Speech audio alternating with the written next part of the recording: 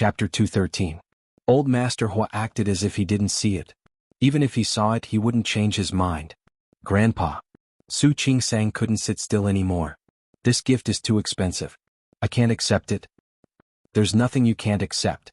Old Master Hua waved his hand. Things are dead but people are alive. You married Jinyao, so you are the eldest granddaughter-in-law of the Hua family. You don't have to worry about this. But, Su Qingsang subconsciously looked at Hua Jinyao. Hua Jinyao squeezed Su Qingsang's hand to tell her not to be nervous. Since I said I'll give it to you, it's yours. Don't worry and accept it. Old Master Hua's eyes swept around the table and finally returned to Su Qingsang's face. He said again, don't be nervous. It's not just you. If you can give birth to a boy or a girl for the Hua family in the future, my shares will also be given to him. Grandpa. Su Qingsang really felt a lot of pressure. She wasn't ready to be a mother yet. It's okay. I'm old and half of my body is in the grave. My property will eventually belong to you, won't it? The table was very quiet. Hua Mingmei bit her lip and almost broke her nails. Hua Mingliang's face didn't change, but the gloominess in his eyes could be easily seen. As for the other younger generations, they were even more incompetent. They couldn't hide the dissatisfaction in their eyes. Old Master Hua didn't seem to see the undercurrent. He waved his hand and asked the housekeeper to start serving the dishes. That. Hua Mingmei couldn't help it. Her surname was Hua too. Except for some shares, she couldn't touch anything in the Hua family. She was already very uncomfortable. She knew that villa. Old Master Hua had countless properties under his name, but that one was the best in location and decoration. It was worth nearly 100 million yuan. She wanted to ask for it for her daughter's birthday, but she didn't get it. Now he just gave it to a little girl? Jinyao and his wife don't live in Rong City often. I don't think they can use such a big villa, Hua Jinyao said. Not to mention that the two of them still live there. Whether she can use it or not, it's her business. How she uses it and when she uses it is her business. How could old Master Hua not know what his daughter was planning? It wasn't that he valued men over women. It was just that after years of observation, there were some things that he was well aware of. But, Hua Mingmei still wanted to say something, but Wei Nantian, who was sitting next to her, pulled her arm and gave her a look, signaling her to stop talking. She could only shut her mouth in embarrassment. The servants began to serve the dishes. Su Qingsang had always tried to minimize her presence when she was eating in the Su family, and she did the same here. However, even if she wanted to reduce her sense of existence, she couldn't resist the fact that there was someone beside her who was trying his best to magnify her sense of existence. Qingsang, try this. Aunt Wang's fried fish is the best. This fish is the best. Qingsang, try this. This beef is very tender. Qingsang, have some soup. Auntie Wang made this soup early in the morning. It's very soft. Try it. Su Qingsang was already uncomfortable sitting in front of so many people. Now that Hua Jinyao was doing this, more people were staring at her. She felt more and more uncomfortable. You don't have to take it, I can eat it myself. It's okay, I like to pick up food for you. Chapter 214. She was already eye-catching when she first arrived, but he still acted this way. Although he usually acted like this in Lin City, his behavior today was very eye-catching. She was even glad that he didn't call her his wife in front of so many people. Otherwise she would feel even more uncomfortable. This is a specialty of Rong City. Try it. Hua Jinyao picked up some more food as he spoke. Lu Tongjia, who was sitting on the other side, couldn't stand it anymore. She slammed her chopsticks on the table and glared at the two people in front of her. Let's just eat. Why are you so fussy? What? Doesn't she have hands? Hua Jinyao didn't change his expression at all when he saw the dissatisfaction in his mother's eyes. The faint smile on his face looked like a provocation. She does have hands, but I like to put food in her bowl and I like to watch her finish all the food I put in her bowl. Mom, if you don't think it's appropriate, you can ask Dad to put food in your bowl. What kind of attitude is that? Lu Tongjia's face turned green. Do you think everyone is as indecent as you? I don't think it's indecent. Hua Jinyao seemed to deliberately oppose Lu Tongjia. He picked up some more food and put it in Su Qingsang's bowl. Qingsang is my wife. I like to take care of her. I think it's a good idea. Lu Tongjia was about to lose her temper, but old Master Hua glanced at her and said, all right, let's eat. Lu Tongjia couldn't finish her words under old Master Hua's glare. She was furious. Old Master Hua looked at Su Qingsang lovingly and said, Qingsang, don't be shy. Eat whatever you want. You can ask Auntie Wang to make it for you later. Also, don't feel embarrassed when Jinyao puts food in your bowl. Su Qingsang felt that more people were looking at her, and she became more and more uncomfortable. How could this be considered a meal? It was torture. After the meal was finally over, the group of people moved to the living room. The servants served tea and fruits after the meal. They were all cut into small pieces and placed very delicately. Su Qingsang couldn't eat earlier, so she had indigestion now. She refused the fruit that Hu Jingyao handed to her and sat next to him at Old Master Hua's gesture. Seeing this, the other people all had different expressions. Everyone looked at the scene in front of them and knew that Old Master Hua really valued this granddaughter-in-law today. Even Su Qingsang herself felt flattered. She didn't think that she was so likable. Not to mention the fact that she had no experience in interacting with the elderly. What she didn't know was that Old Master Hua loved Hu Jingyao, so he would naturally like the person his grandson liked. Is it hard working in the hospital? It's all right. If you feel tired, tell Jingyao and ask him to change hospitals for you. As he spoke, he turned to look at Hu Jingyao. Go talk to that kid from the Qing family and see if their hospital needs people. He didn't forget to explain to Su Qingsang, this Qing boy grew up with Jingyao. His family owns a hospital chain across the country. There were also many Class 3 Grade A hospitals. Let him know which hospital you want to go to. Hearing this, Su Qingsang's expression changed slightly. Just as she was about to explain, Hu Jingyao spoke first. Grandpa, I don't want to work in Rong City. As soon as he said this, everyone's eyes fell on Su Qingsang. Even Old Master Hua couldn't control his expression. Chapter 215. Everyone was staring at her, which made Su Qingsang feel pressured again. She glanced at Old Master Hua uncomfortably. Grandpa, I'm sorry. I'm only here to accompany Hu Jingyao for a few days. In fact, I haven't decided to come to Rong City yet. The living room was silent. Everyone looked at Su Qingsang. It didn't feel good to be stared at by such a group of people. Su Qingsang was the same. She was a little nervous. Jingyao. Old Master Hua stopped looking at her and looked at Hu Jingyao. Hu Jingyao sighed in his heart and sat down beside Su Qingsang. Grandpa, she's doing fine in Lin City. Even if you want her to come over, you have to let her adapt first, right? What's there to adapt to? Lu Tongjia sneered. I'm already married to you. Of course I'll follow you. Hearing this, Su Qingsang frowned again, and Hu Jinyao's face darkened. Su Qingsang couldn't help but say, Auntie, even if you don't think you're human, you don't have to say it out loud. What did you say? Lu Tongjia's face turned green. Who are you talking about? I didn't curse. Su Qingsang didn't like Lu Tongjia very much. Li Qianxua didn't like her, but at least she could maintain a peaceful front. Hu Jinyao's mother was not polite at all. You said Hu Jinyao was a chicken or a dog. You gave birth to him, so aren't you scolding yourself too? Her voice was very soft, but her words were full of protection for Hu Jinyao. Lu Tongjia's chest heaved with anger. Old Master Hua glared at her. All right. You're already so old. Don't you know what to say? Lu Tongjia gritted her teeth. She had just spoken without thinking. He glared at Su Qingsang. This woman did have a sharp tongue. The more she thought about it, the more she disliked it. Qingsang, have you enjoyed the new year? Let Jinyao take you to the hospitals in Rong City for a few days. You should take a look too. No matter what, you're married to Jinyao. Naturally, wherever he is, you'll be there too. Don't you agree? That was true. Su Qingsang didn't resist coming to Rong City at first. However, after seeing Lu Tongjia, she didn't want to. Grandpa, let me think about it. Yes. It doesn't matter. You can think about it. If you don't want to live with us, Jinyao has a house in the city. You can also go to the world of just the two of you.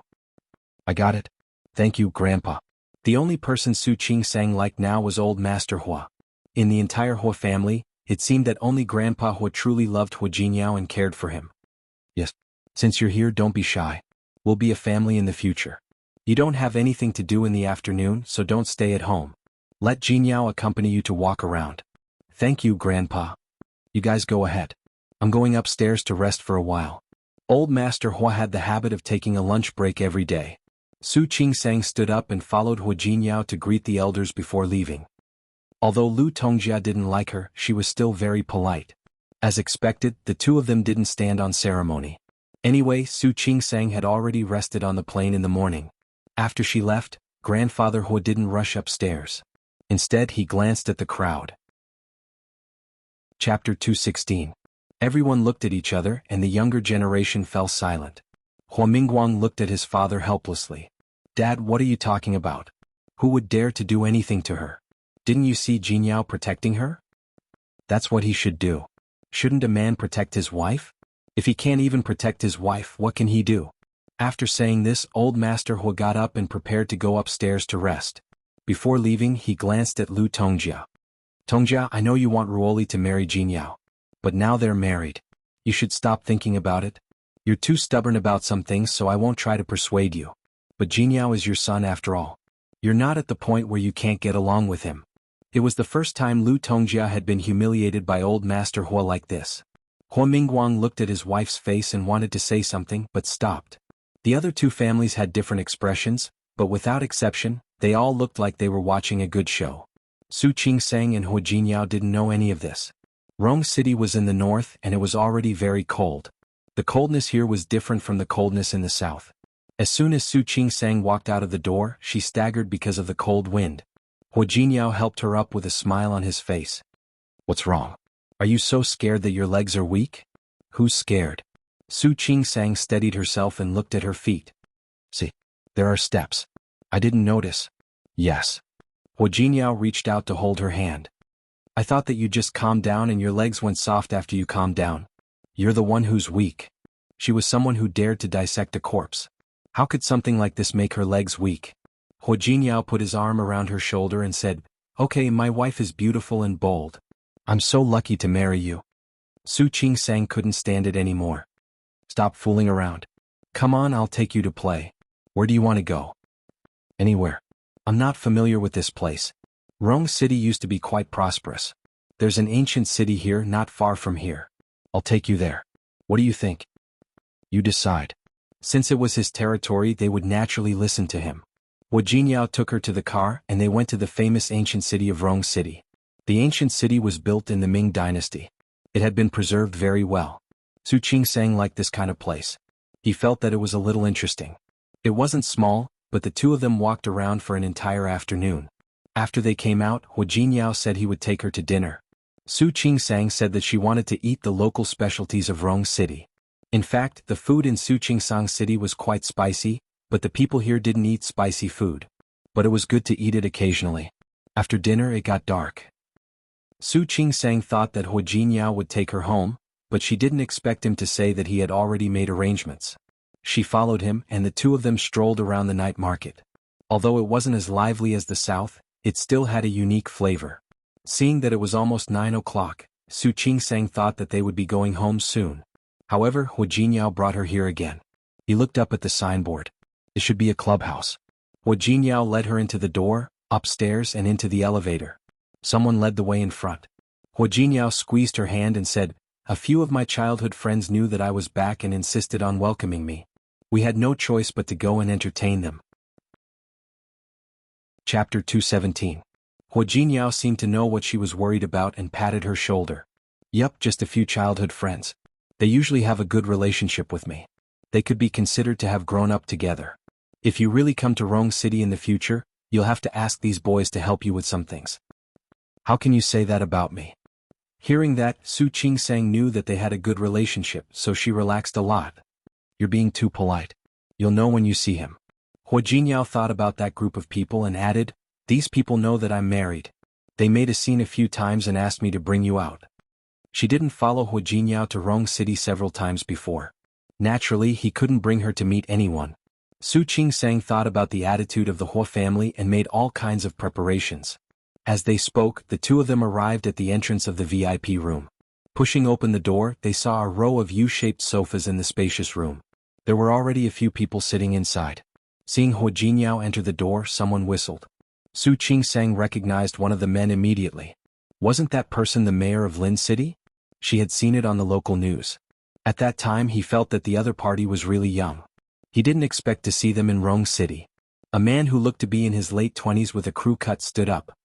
He was dressed in a military uniform and looked very proper. He threw a punch at Hua Jinyao. Brat, you're finally willing to come out of your nest? The other one was more delicate and looked about the same age as the first one. The man in the gray shirt stood up as well. I don't think he's willing to come out. He's here to extort us. Yes, I think so too. Finally, the person sitting in the private room said, So, how about 3 drinks as punishment? Punishment? He had to be punished. Junxing was so busy but he still had time to fly back to meet with us. Just you, kid. What? Now that you're married you have a lot of face. Isn't it hard to see you? That's enough. Hua Jinyao punched the guy with the flat top and said, "Stop it. When I'm not at home you guys seem to be having more fun." The group laughed. All eyes fell on Su Qingsang who was standing next to Hua Jinyao. Hua Jinyao turned to look at Su Qingsang. "Come on, let me introduce you." He pointed at the man in the military uniform who was the most talkative. "This is Cheng Xianyun." The gray shirt was Cheng Wan Xianying. The last one to speak was Tang Mohan. It was Su Changlong who had been silent.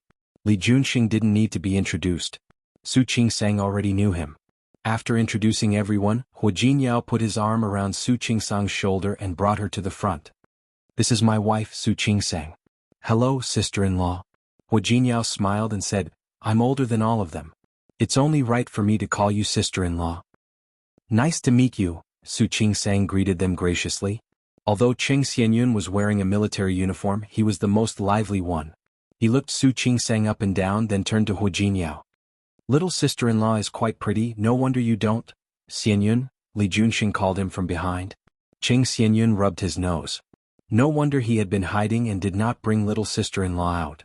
Hua Jinyao gave him a warning look, and Cheng Xianyun made a zipping gesture with his mouth. Chapter 218. The doubt disappeared after Hua Jinyao sat down with her. The group of people chatted casually. Su Qingsang found that except for Su Changlong who didn't speak much, the others were very friendly. Li Junxing also surprised her a little. This kind of person who could only be seen on TV was actually Hua Jinyao's childhood friend? Hua Jinyao sat next to Li Junxing. Li Junxing raised his wine glass to Su Qingsang. "Sister-in-law, this is the first time we've met. Give me one." "Don't mess around. She can't drink." Hua Jinyao didn't want Su Qingsang to go back drunk. "Are you protecting her?"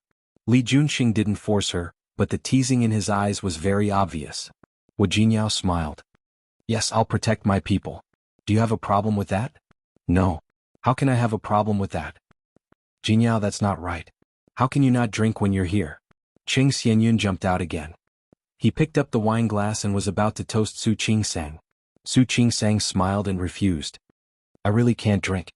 "If you can't drink, then sing." Cheng Xianyun pulled Su Qingsang up as he spoke and looked at Hua Jinyao. "Brother Hua, I'll borrow sister-in-law for a while.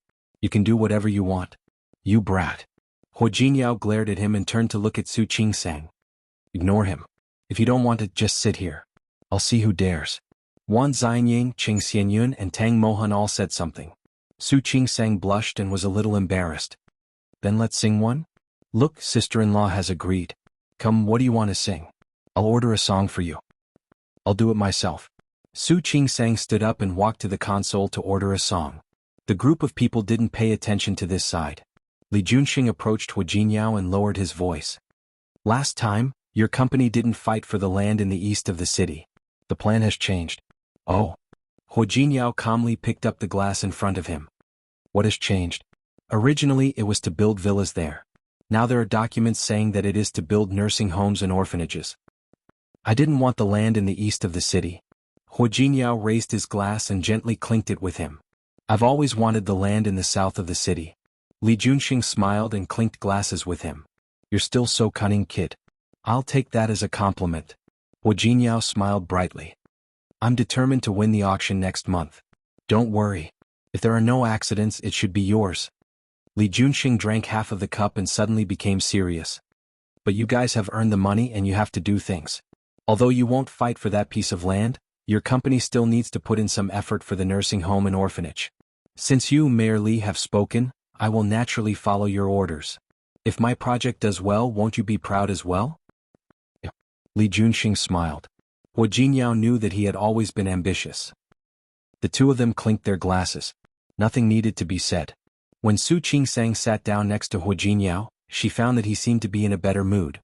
She looked at him suspiciously, not understanding what had happened in such a short time. Hua Jinyao couldn't explain it to her, so he just handed her a glass of juice. Su Qingsang had just taken it when the door of the private room was opened. There were 3 women standing at the door. The leader had a very delicate face and at the moment, her face was full of displeasure. Chapter 219. The second one who came in was a pretty girl. She put one hand on the shoulder of the woman in front of her and saw Hu Jinyao at first glance. Brother Jinyao is back. You guys didn't even tell us. Instead you came here to play. It's really too much. Exactly. The woman in the lead snorted and pulled the last woman in. Brother Jinyao, you're so heartless. You didn't invite your sisters to play with you when you came back. Hu Jinyao didn't speak. Su Qingsang blinked and looked at those people. The first one who came in was quite beautiful. She was Li Juanxing's sister, Li Wanyu. Behind her was Tang Mohan's sister, Tang Monlu. The last one to come in was Su Ruoli, Su Changlong's sister. Su Qingsang's eyes subconsciously fell on Su Ruoli. Li Wanyu was beautiful, Tang Monlu was beautiful, but Su Ruoli was out of this world.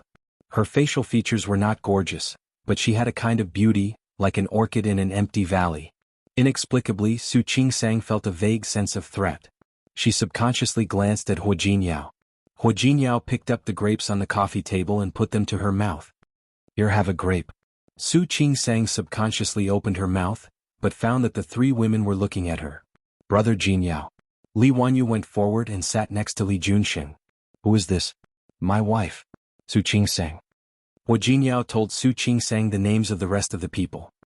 Hello. Su Qingsang nodded slightly as a greeting. Li Wanyu and Tang Monlu looked at each other, and Tang Monlu sat next to Hu Jinyao. Brother Jinyao, you got married in a low-key way. Didn't the whole Rong city hear about it? Tang Monlu said half-jokingly. Exactly, Brother Jinyao. You didn't find a random woman to fool us because you wanted to be forced to marry by Aunt Hua, did you? Wanyu? Li Junxing glared at his sister with a bit of coldness in his eyes. Don't talk nonsense. Except for Li Junxing, the other men looked at each other and didn't say anything. Even Qing Xianyun, who had always been lively, sat motionless. How is this nonsense? Li Wanyu raised her eyebrows and glanced at Su Ruoli, who had come in but had not yet sat down. Everyone knows that Auntie Hua's favorite person is Li Wanyu. Li Juanxing's expression was already quite ugly. If you continue to talk nonsense, you can leave. Brother, what are you doing? Am I your little sister? Li Junxing was unmoved. Today is a gathering for us men. You girls go home first. I don't want to. Li Wanyu didn't want to. If it's a gathering for men, then why is she here? She directly pointed at Su Qingsang, and Su Qingsang was inexplicably implicated. How could she be the same as you? She's Jinyao's wife. Li Junxing knew what his sister was thinking. Judging from his protective attitude toward Su Qingsang, she could tell how important Su Qingsang was to him. As long as they weren't stupid, they wouldn't challenge Hu Jinyao's bottom line. But I'm still your sister. Li Wanyu glared at him.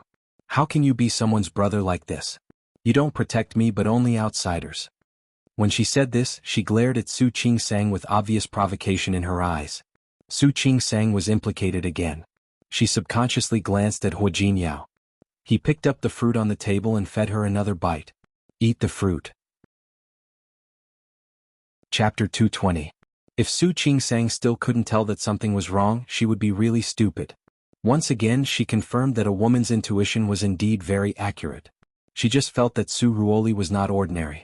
Su Ruoli had already walked to her brother Su Changlong and sat down. She didn't seem to hear what Li Wanyu and Tang Monlu said. Su Qingsang looked at Hu Jinyao again. Hu Jinyao acted as if he didn't see those women. He calmly fed her 2 more pieces of fruit. Seeing that she was looking at him, he took out a tissue and wiped his hands. Tired? If you are tired, we can go back first. Can I? Can I go first? Su Qingsang wasn't tired. She just didn't like Li Wanyu and Tang Monlu's attitude.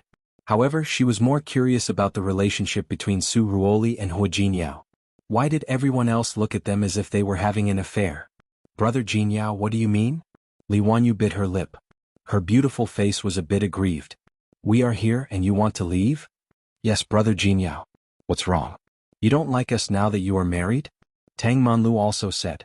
She was obviously dissatisfied with Hu Jinyao's behavior. Wanyu. Monlu. Li Junxing and Tang Mohan obviously didn't like their sister being so immature. The two of them felt quite aggrieved and looked at Su Ruoli together. Su Ruoli felt their gazes and smiled faintly. Jinyao just came back today. I think he is tired. Anyway, he is back. There is still a long way to go. Don't force him to stay. Sister Ruoli. Li Wanyu looked at Su Ruoli. Su Ruoli didn't say that just now. Su Changlong was also looking at his sister. In fact, they were twins. Su Ruoli was only born 10 minutes earlier than him. In his heart, he knew about the engagement between the Su family and the Hua family. That was why he hadn't said anything since just now. He couldn't particularly accept that a woman from nowhere had become Hua Jinyao's wife and taken away his sister's position. Alright. Don't we often go out to play? We can't stop playing when Jinyao is gone, right? Su Ruoli spoke again. The others didn't speak and only looked at Hua Jinyao. The atmosphere was a little strange. Su Qingsang pulled Hua Jinyao's hand and said, I'm not too tired. We can leave later. He had been staying in Lin City these days and hadn't come back. It was rare for him to come back. If he left just like that, it wouldn't be good. Her dislike of society did not mean that she was ignorant of the ways of the world. Then let's play a little longer. Hua Jinyao looked like he would do anything for Su Qingsang. Li Wanyu felt her teeth ache and Tang Manlu also felt uncomfortable. They went to see Su Ruoli together. Su Ruoli acted as if nothing had happened. She picked up a glass and poured herself a glass of wine. Hua Jinyao and Su Qingsang were sitting together, and Li Junxing was sitting next to Hua Jinyao. Later, Li Wanyu and Tang Manlu sat beside Li Junxing. On the other side of Hua Jinyao was Tang Manlu. Tang Manlu kept looking at Su Ruoli. After pouring the wine, she stood up and walked to Hua Jinyao.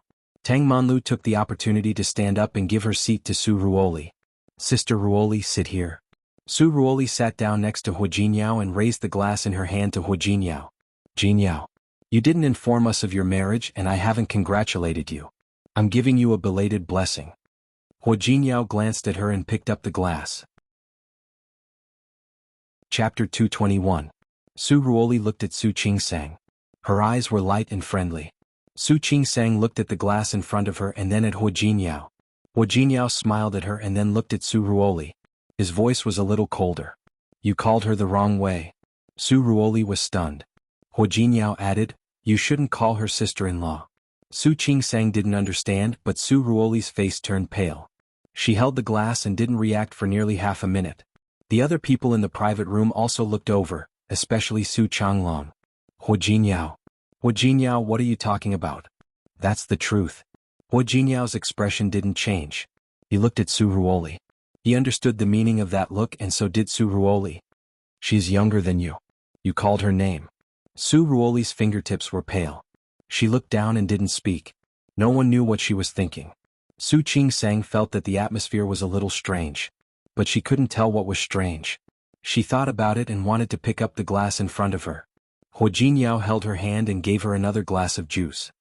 Drink this. He was the only one who had seen her drunk. The protectiveness in his eyes was so obvious. Su Ruoli wasn't blind. Her face also turned a little pale. Jinyao, you, Su Changlong didn't look good either. Seeing his sister being looked down upon like this, he moved his legs and wanted to stand up. Wan Xianying held him down. He glanced at him and shook his head at him silently. Su Changlong sat back down. Tang Mohan didn't move. Li Wanyu and Tang Manlu didn't dare to speak. It doesn't matter what you drink. What matters is my thought. Su Ruoli barely regained her senses. She picked up the glass and gestured to Su Qingsang. Su Qingsang picked up the juice and nodded to Ji Dongli.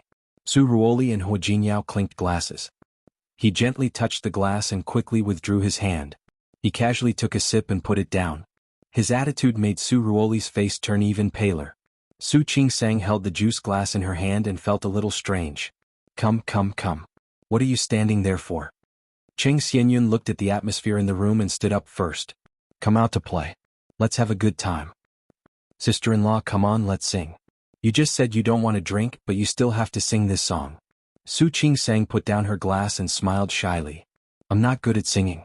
Sorry for that. Sister-in-law, what are you saying? It's not like I want to be a singer.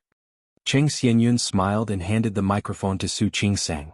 Su Qingsang glanced at the screen. The number of times she came out to play could be counted on one hand. The songs he could sing were also very few. However, when he was in school, one of his roommates especially liked Fei Wang. It was played every day, so she only knew a few songs. I haven't properly felt the gentleness of the snowflakes dancing. Su Qingsang's voice was not clear. It was just that her voice was a little low. Singing such a song was surprisingly pleasant. Hua Jinyao looked at her and felt that he had never seen Su Qingsang like this. He couldn't help but reach out to hold her hand. Su Qingsang was just about to sing, Sometimes I'd rather not let go. Feeling the warmth of his hand, she turned her face and smiled at him. Hua Jinyao squeezed her palm and praised her for singing with his eyes. Chapter 222. The two of them stared at each other unscrupulously. As long as the other people in the room had eyes, they could see that the two of them were deeply in love. Su Qingsang blushed and felt a little hot. However, there was a trace of joy and happiness in her heart. Su Ruoli's face became paler and paler like a piece of paper. She could fall down at any time. After the song, Hua Jinyao applauded. The other people in the room couldn't refuse. Su Ruoli sat still. Tang Monlu stood up and said, "Sister Ruoli's voice is also very good. Sister Ruoli, you sing too. Sing, my heart will go on." While speaking, she gave Su Qingsang a provocative look, but found that Su Qingsang wasn't looking at her at all. She was just staring at Hua Jinyao. Su Ruoli bit her lip and gently shook her head. "I won't sing, okay?" What was the point of singing well? Hua Jinyao didn't appreciate it.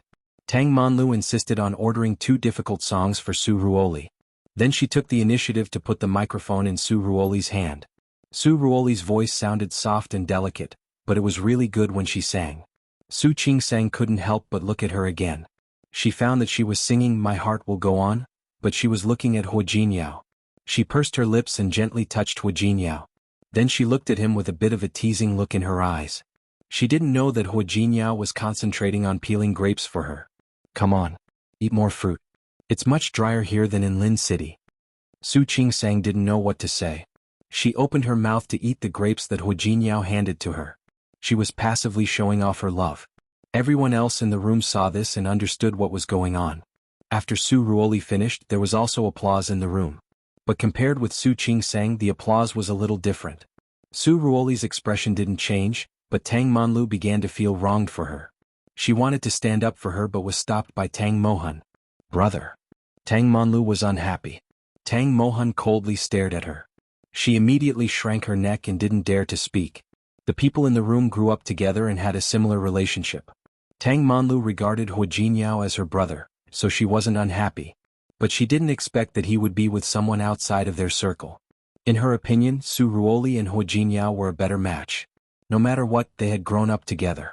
Not to mention, Sister Ruoli's family background was good and she was talented. Because of this strange atmosphere, the gathering seemed a little awkward. However, Hua Jinyao didn't care. In the eyes of others, he was serving Su Qingsang wholeheartedly. What she didn't know was that in the eyes of others, this scene was even more unsightly, and they disliked Su Qingsang even more. In the past, Hua Jinyao had been nice to Tang Monlu and Li Wanyu, but that was only for the sake of their families and their elder brothers. But looking at how he treated Su Qingsang, the difference was obvious. Everyone present had different thoughts, but it was a joyous and harmonious scene. After the party, Su Qingsang was really tired. By the time the car stopped in front of the Hua mansion, she had already fallen asleep. Hua Jinyao looked at her sleeping face and wanted to wake her up. But looking at her sleeping face, he didn't want to wake her up, so he went around to the other side and gently carried her inside. It was late at night in the mansion, and Su Qingsang was very light. She was really tired today. She didn't wake up, but found a relatively comfortable position in Hua Jinyao's arms and fell asleep again. Chapter 223. Hua Mingguang was the chairman of Tianyu Group. A few years ago, Old Master Hua forcefully gave the position of CEO to Hua Jinyao. Lu Tongjia was the daughter of the Lu family. Her family also had a business. Ever since she married Hua Mingguang, she had been in charge of several foundations and had been elected as the president of the Women's Chamber of Commerce.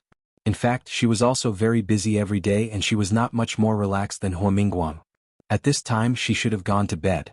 It was only when he heard the sound of a car that he stopped to take a look. She didn't expect to see such a scene. Her good son, who didn't have much of a good face in front of his own family, was carrying the woman she didn't approve of into the house. Looking at her son's careful and protective expression, she really didn't know that her son was a sentimental person. Lu Tongjia didn't know what to feel, but she didn't like it. "Mom," Hua Jinyao greeted her when he saw her. He turned around and carried Su Qingsang upstairs. Su Qingsang moved a little when she heard the voice. Hua Jinyao hugged her tightly and unconsciously lightened his footsteps. The look on Lu Tongjia's face grew darker and darker. Watching her son's figure disappear behind the stairs, her gaze became determined. Su Qingsang had a good sleep. Although she was going to a new place, Hua Jinyao was by her side. She had gotten used to falling asleep in Hua Jinyao's arms, so she didn't feel uncomfortable. She got up early in the morning and found that Hu Jingyao was not in the room. She looked down from the window. He didn't notice it yesterday, but the backyard was even bigger than the front yard. She immediately noticed that old Master Hua was practicing boxing on the spacious lawn in the backyard.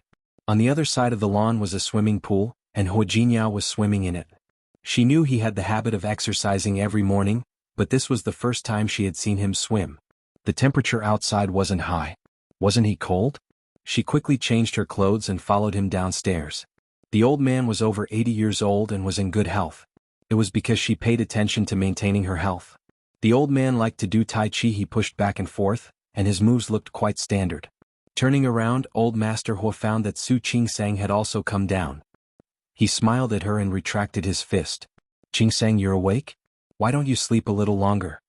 Su Qingsang smiled. It didn't feel good to sleep here for too long.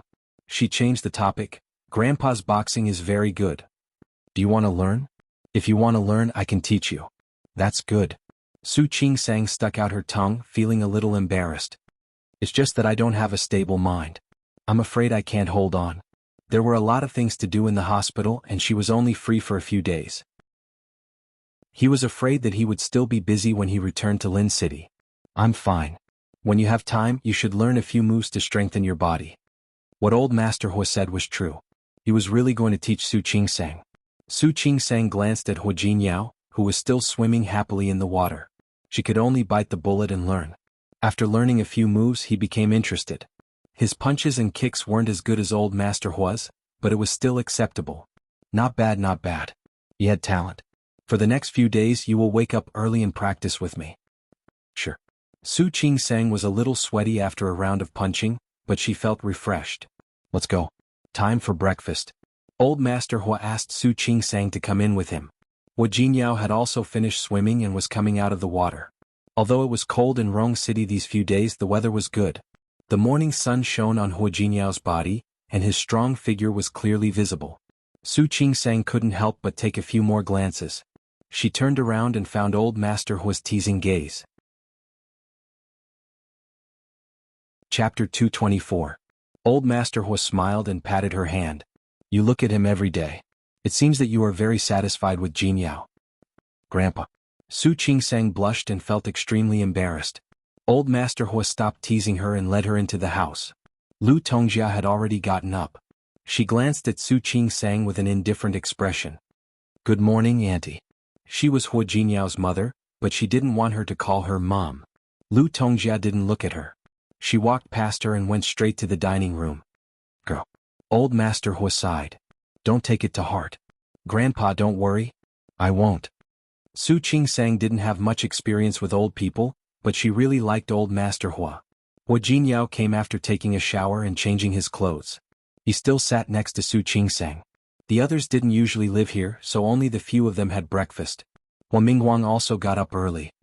He glanced at Hu Jinyao when he was about to go out after breakfast. "Since you're back, you have to deal with business.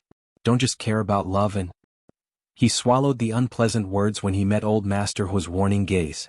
Hu Jinyao did have a lot of business to deal with today. Other than the one he had left behind, he was still in Lin City.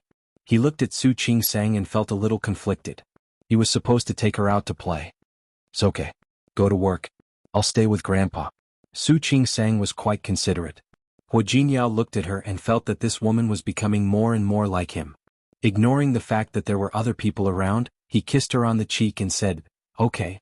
I'll go to work. You stay at home with Grandpa. I'll come back to eat with you tonight." "Okay." Su Qingsang nodded and Hu Jinyao went to work. After breakfast, old Master Hua took Su Qingsang to his study. It was the first time Su Qingsang entered old Master Hua's study.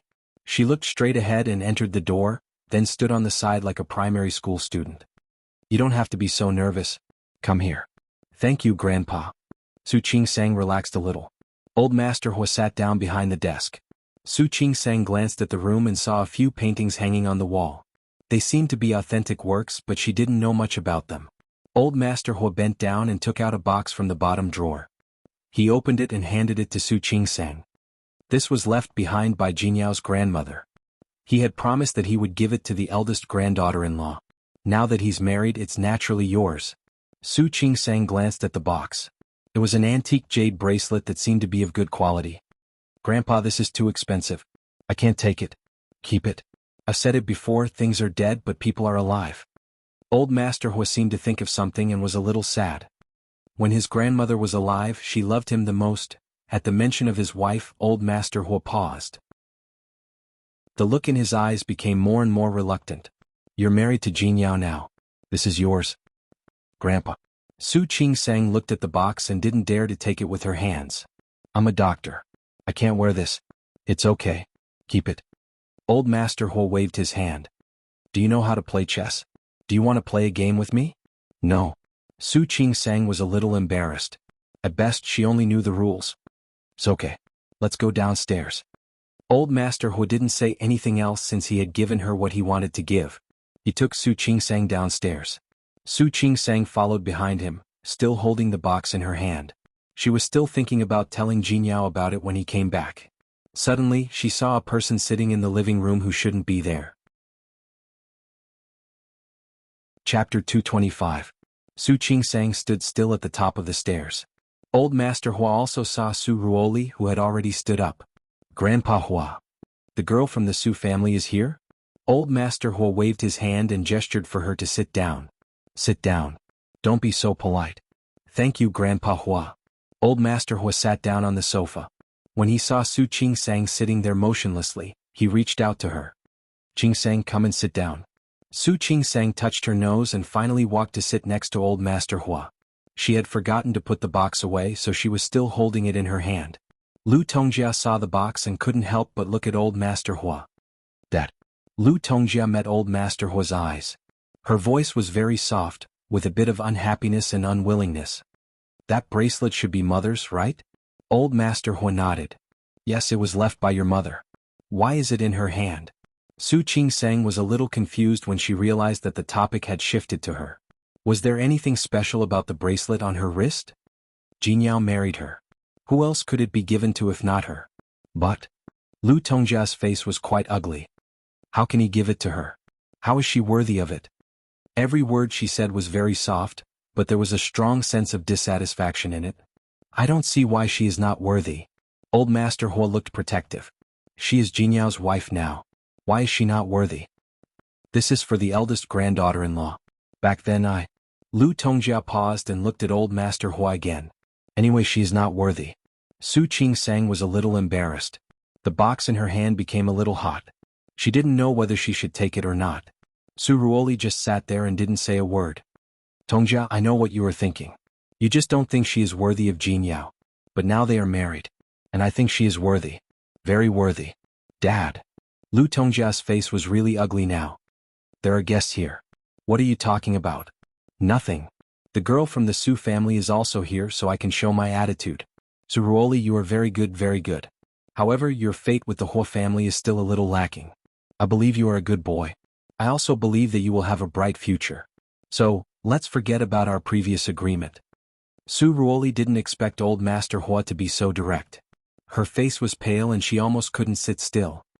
Grandpa Hua, I'm old and I don't have many years left to live. I don't care about life and death anymore. I only wish for you juniors to be happy. It's the same for everyone. Su Qingsang couldn't help but give Old Master Hua a look of admiration. Humans. Living with a clear mind was also a skill. However, there were many people who lived their lives in obscurity. There were very few people like Old Master Hua who were as open-minded as him. Grandpa Hua. Su Ruoli finally found her voice. What are you talking about? I'm here today to visit Auntie. After all, I haven't seen Auntie Hua for a long time. Auntie Hua always takes care of me. Yes. I know you are a good boy. I haven't seen you for a long time. You can leave after dinner. Thank you, Grandpa Hua. Chapter 226. At noon, Hua Jinyao came back. It was a long way from the company. She didn't expect him to come back for dinner. Seeing the teasing look in Old Master Hua's eyes, Su Qingsang almost couldn't sit still. Su Ruoli's eyes lit up when she saw Hua Jinyao, but they soon dimmed down. Lu Tongjia was upset after being scolded by Old Master Hua, so she didn't say anything. Old Master Hua was very happy that his grandson came back to eat with him. When the dishes were served, she asked Hua Jinyao to sit next to her. As soon as Hua Jinyao sat down, they began to show off their affection again. It wasn't as exaggerated as yesterday, but from time to time he would pick up some food and ladle some soup for Su Qingsang. Lu Tongjia had seen it the day before. Today she only felt a headache. She didn't have any other expression on her face. It was the first time that Su Ruoli had seen Hu Jinyao like this. She was surprised and refreshed. She didn't expect Hu Jinyao to have such a side to him. In her memory, Hu Jinyao was quite casual in front of his childhood friends, but he was very serious outside. Other than in front of old Master Hua, he had never shown this side of him, not even in front of his parents. Was this man really Hu Jinyao? Su Ruoli looked at the couple in front of her and felt suffocated. He couldn't taste the food at all. Old Master Hua talked to Hu Jinyao from time to time. He knew what the other two were thinking, but he didn't have time to care. Lu Tongjia didn't have much of an appetite. She took a few bites and went upstairs. When she left, she looked at Su Ruoli apologetically but did not say anything. Old Master Hua needed to take a nap after lunch. Before going upstairs, he glanced at Hu Jinyao and said, "Jinyao, you can send the girl from the Su family home later." "All right, Grandpa." Hu Jinyao stood there motionlessly, his expression calm. Su Qingsang smiled at him and gestured for him to see the guest out. She wasn't jealous? Hu Jinyao narrowed his eyes. He was obviously dissatisfied, but he still went to see Su Ruoli off. How could Su Ruoli not see the look between the two of them?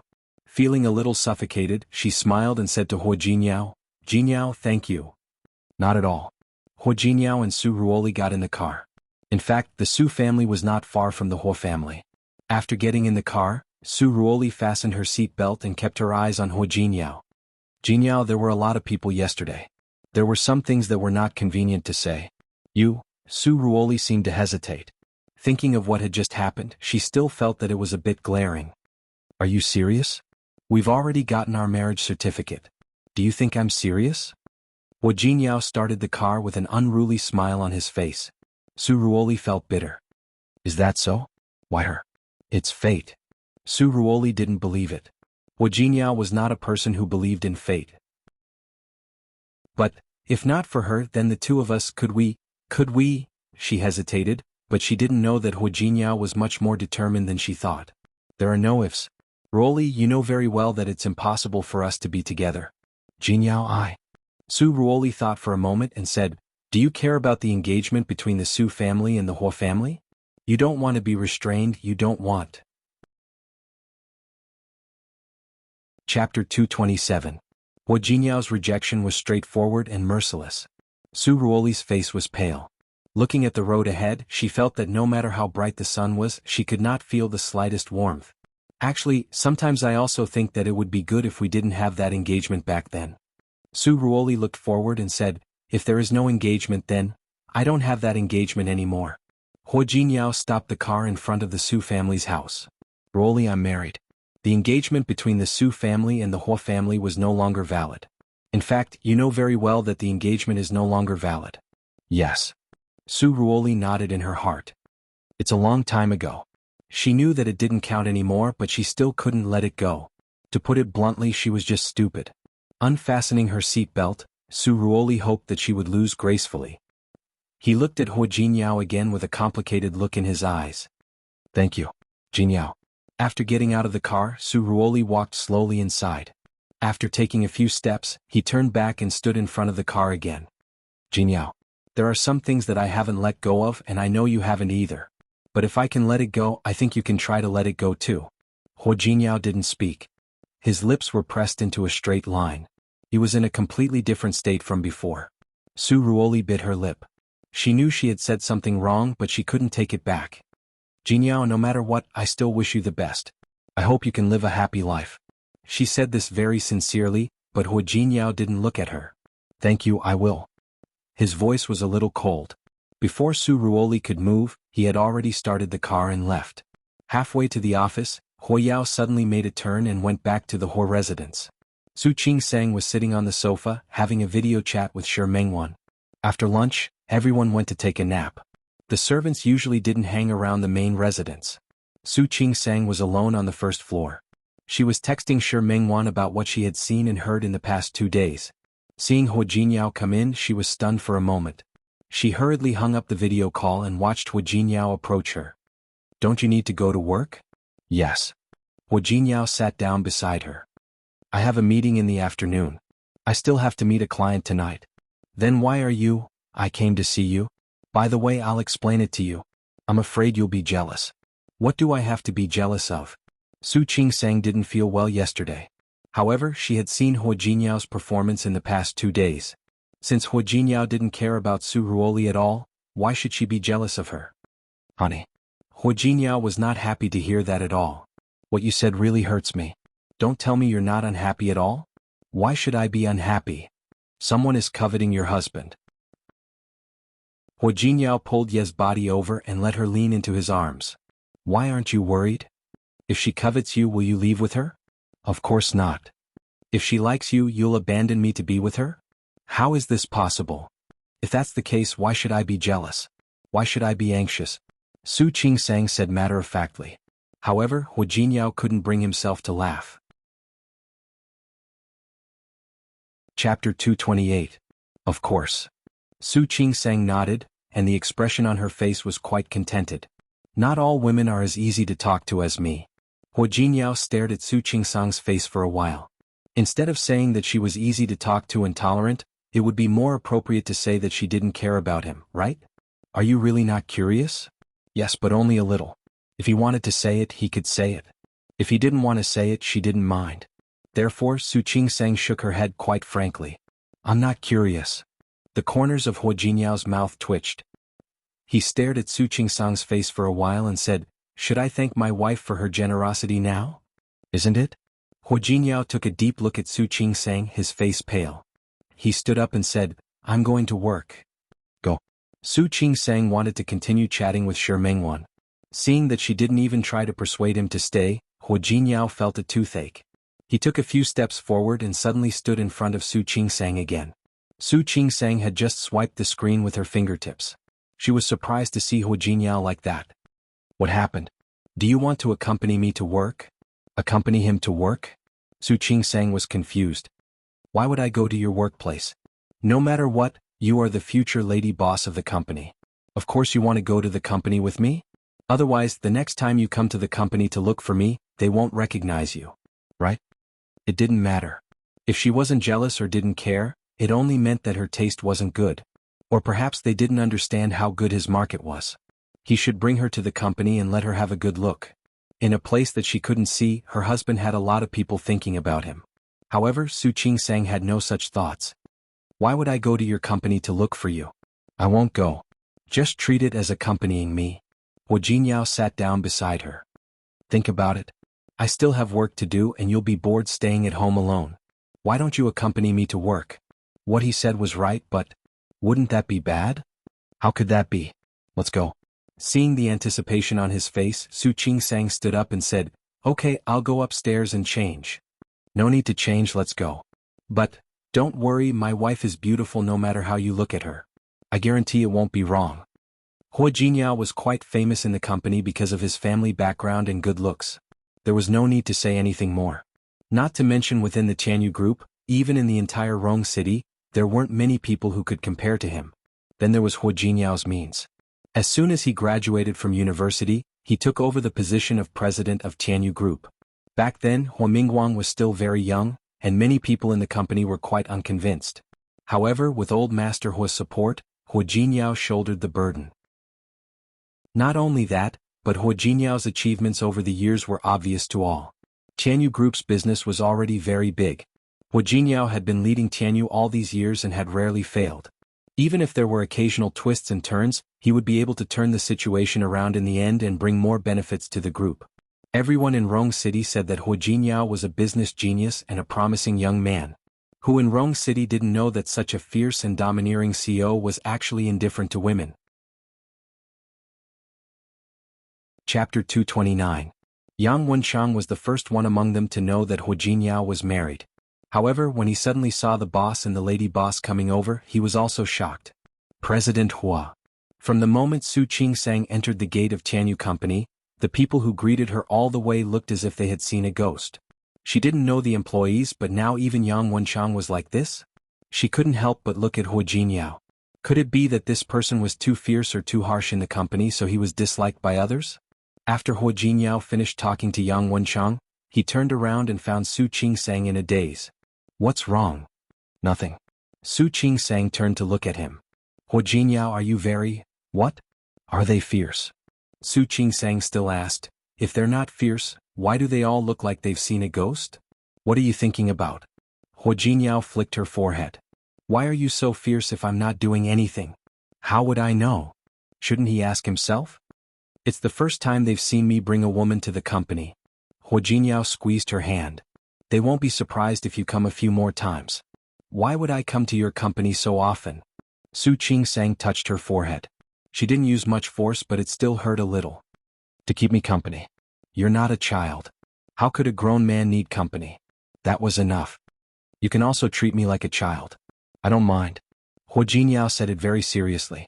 Su Qing-sang was so shocked that she almost choked. You, a child? It was the first time she had seen such a big child. Just as she was about to make a few jokes, she suddenly thought of something. She immediately stood up and looked at Hua Jinyao with a vigilant face. You're not going back to Lin City this time, are you? What's wrong? Just tell me yes or no. Her eyes were a little nervous. Hua Jinyao couldn't help but tease her when he saw her like this. Yes. There are a lot of things to do in the company recently. I don't think it'll be that fast. Didn't you see Qing Xianyin yesterday? His family runs a hospital. Wouldn't it be good to ask him to arrange a hospital for you? I don't want to.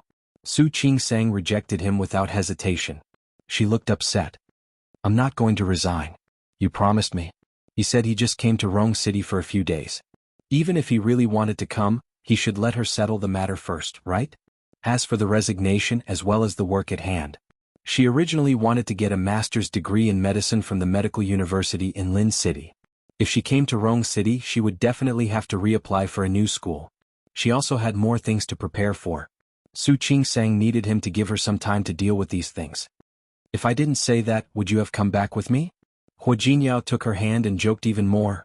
Now that you're back, I have the final say. It won't be that easy for you to leave. He said half jokingly, half seriously. Why are you like this? Su Qing-sang stood up abruptly. She couldn't help but look anxious. How can you do this?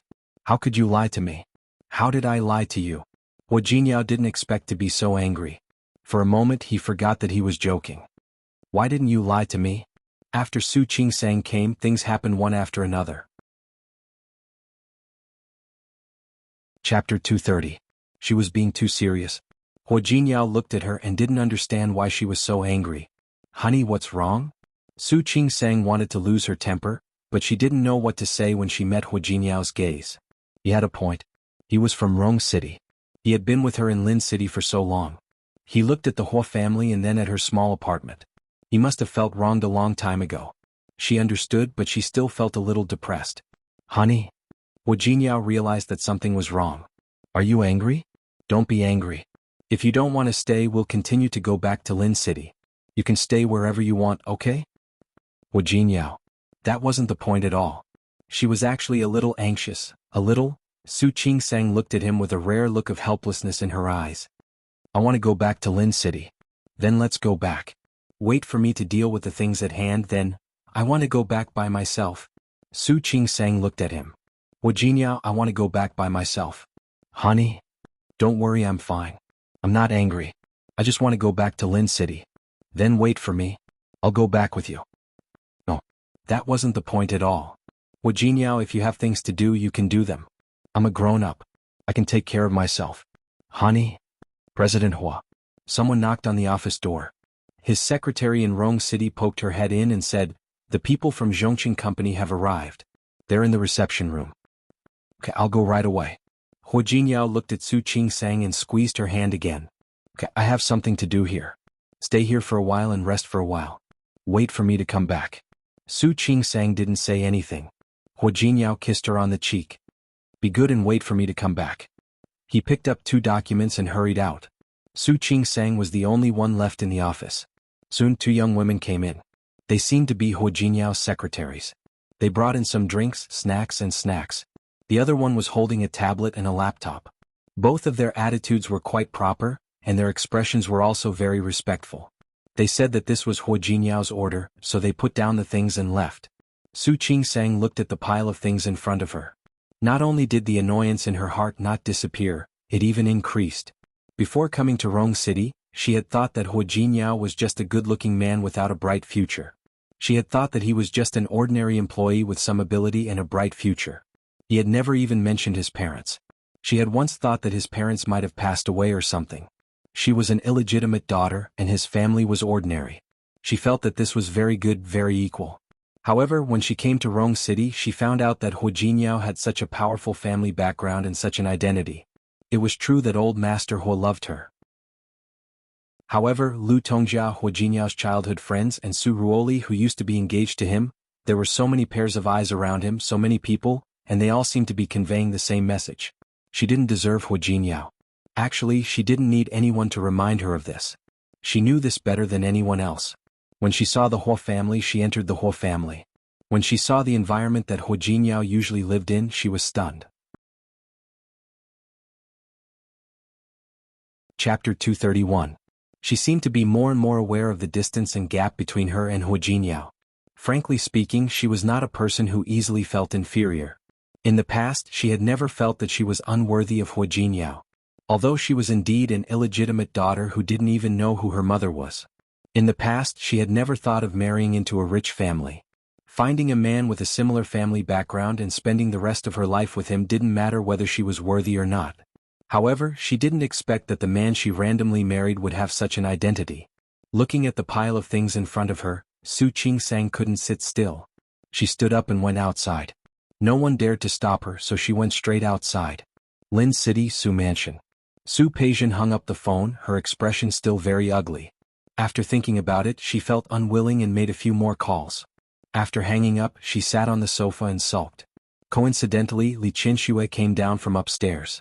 Seeing Su Peijian like this, she didn't rush to go out but walked to her and sat down. What's wrong? Who made you angry? Who else? In the whole of Lin City, who would be so blind to make her angry? Still thinking about Yanba? Mom? How could Su Peijian not think about him? They had been engaged for so many years, but in the end, the engagement was broken off just like that. What kind of person did Qiu Yanba think she was? You were on the phone just now? Yes. Speaking of this, Su Peijian was even angrier. Mom, do you know? I heard later that Qiu Yanba has another person he likes. Really? Li Qinxue sat up straight. How did you know? It's because of Su Qingsang. She said it. Hearing Su Qingsang's name, Li Qinxue began to feel uncomfortable. Why is it related to her again? What's going on? Su Peijian told the story and then talked about what she had done in the past few days. Su Qingsang wouldn't say something like that for no reason. She must know something. But I asked someone to investigate. Yanba has been living a very disciplined life recently. I haven't seen him particularly close to any woman. Are you sure? Yes. The person Su Peijian hired was famous in the industry. Mom, do you think Su Qingsang didn't know and said that on purpose? It's possible. Li Qinxue was actually thinking of something else. If you have investigated and found that Qiu Yanba doesn't have a woman, or that he is closer to another woman, then is it possible that that woman is Su Qingsang? Su Peijian's eyes widened. Mom, what did you say? I say, is it possible that the woman is Su Qingsang herself? Li Qinxue was an experienced person, so there was nothing she didn't understand. Otherwise, how could Su Qingsang know about something that no one else knows or even can't find out? Now that he thought about it, it seemed to be the case. Su Peijian's expression was extremely ugly. How is that possible? Who was Su Qingsang? She was just an illegitimate daughter. Not to mention that she was already married. How could Yan Bo like her? Impossible. Don't worry. Maybe it's just my guess. Li Qinxue patted her daughter's hand and said, You don't be too anxious. I think the fox will show its tail sooner or later. Don't you agree? Chapter 232. You're always so impatient. Although Li Qinxue said that, there was not a trace of anger on her face. He looked at his daughter's hands. Each of them was smooth, tender, and well-maintained. This was the daughter she had raised in a pampered manner. She couldn't bear to see her suffer any grievances. Yes or no, there's no conclusion yet. There's no point in being so anxious. When the truth comes out and it's proven that it's her, we'll think of a way. Think of what? Silly daughter. Li Qinxue patted Su Peijian on the shoulder and said, Sometimes, you don't have to do it yourself to deal with someone. It's not worth dirtying your hands. Mom. Su Peijian immediately understood what Li Qinxue meant. She nodded heavily and said, Thank you, Mom. I understand. The mother and daughter looked at each other and smiled. Li Chinshua seemed to be comforting her daughter, but in her heart she began to have doubts. Her daughter was too young after all. Perhaps she should use the power of the Li family to find out if Su Qingsang had anything to do with Qiu Yanbao breaking off the engagement. Su Qingsang, who was far away in Rong City, naturally didn't know that she had been suspected and targeted. Even if she knew, she couldn't care less. After all, she had just had a disagreement with Hu Jinyao that wasn't really an argument. Outside the office it was very spacious. The assistant's office and secretary's office were very busy. Further ahead was the vice president's office, which was currently closed. Su Qingsang wasn't interested and she didn't want to go in and take a look. Going straight ahead, there wasn't a pantry in front, but a washroom. Su Qingsang went into the bathroom and chose a cubicle. Just as he was about to come out, he heard footsteps. Fortunately, he paused in his action of opening the door. The footsteps drew nearer and nearer and soon they were in. It sounded like the footsteps of 2 or 3 people. Emily, did you see the woman in the CEO's office today? No, I only saw his back. What's wrong? I heard it's Mrs. Hua. How is this possible? I didn't hear anything about President Hua getting married. I don't think so either. But I heard Assistant Yang call her that. Did you see Vivian bringing tea and drinks in just now? I saw them. They prepared a bunch of things. There were even snacks. Tiske, the president really dotes on Mrs. Hua. I wonder which family Mrs. Hua is from. After all, ordinary people aren't good enough for our President Hua. That's right. Mrs. Hua must be from a wealthy family. If it's not the Tang family, then it's the Su family or the Qing family. Accompanied by the sound of flushing water, the chatter slowly died down. Then the footsteps went far away and could no longer be heard. Su Qingsang leaned against the partition. She stared at an unknown spot and fell into deep thought. See, everyone thought that Hu Jinyao wasn't good enough for ordinary people. Now that she, an ordinary person, was already mated, what should she do? She found that she really hated this feeling. She touched the phone in her pocket and the wallet on the other side, then walked out of the bathroom and headed straight out. Su Qingsang didn't realize that she was unfamiliar with Rong City until she walked out of the Tianyu Group's building. However, after coming out, he realized that he had no sense of direction at all. Chapter 233. She rubbed her arms with both hands and turned her head back. She could go back like this, but she didn't want to. She took out her phone and found the nearest shopping mall. Su Qingsang went straight there. After walking for a few minutes, the shopping mall was right in front of her. Before Su Qingsang entered, she saw a person running out of the mall. That person ran very fast and soon, another person followed behind him.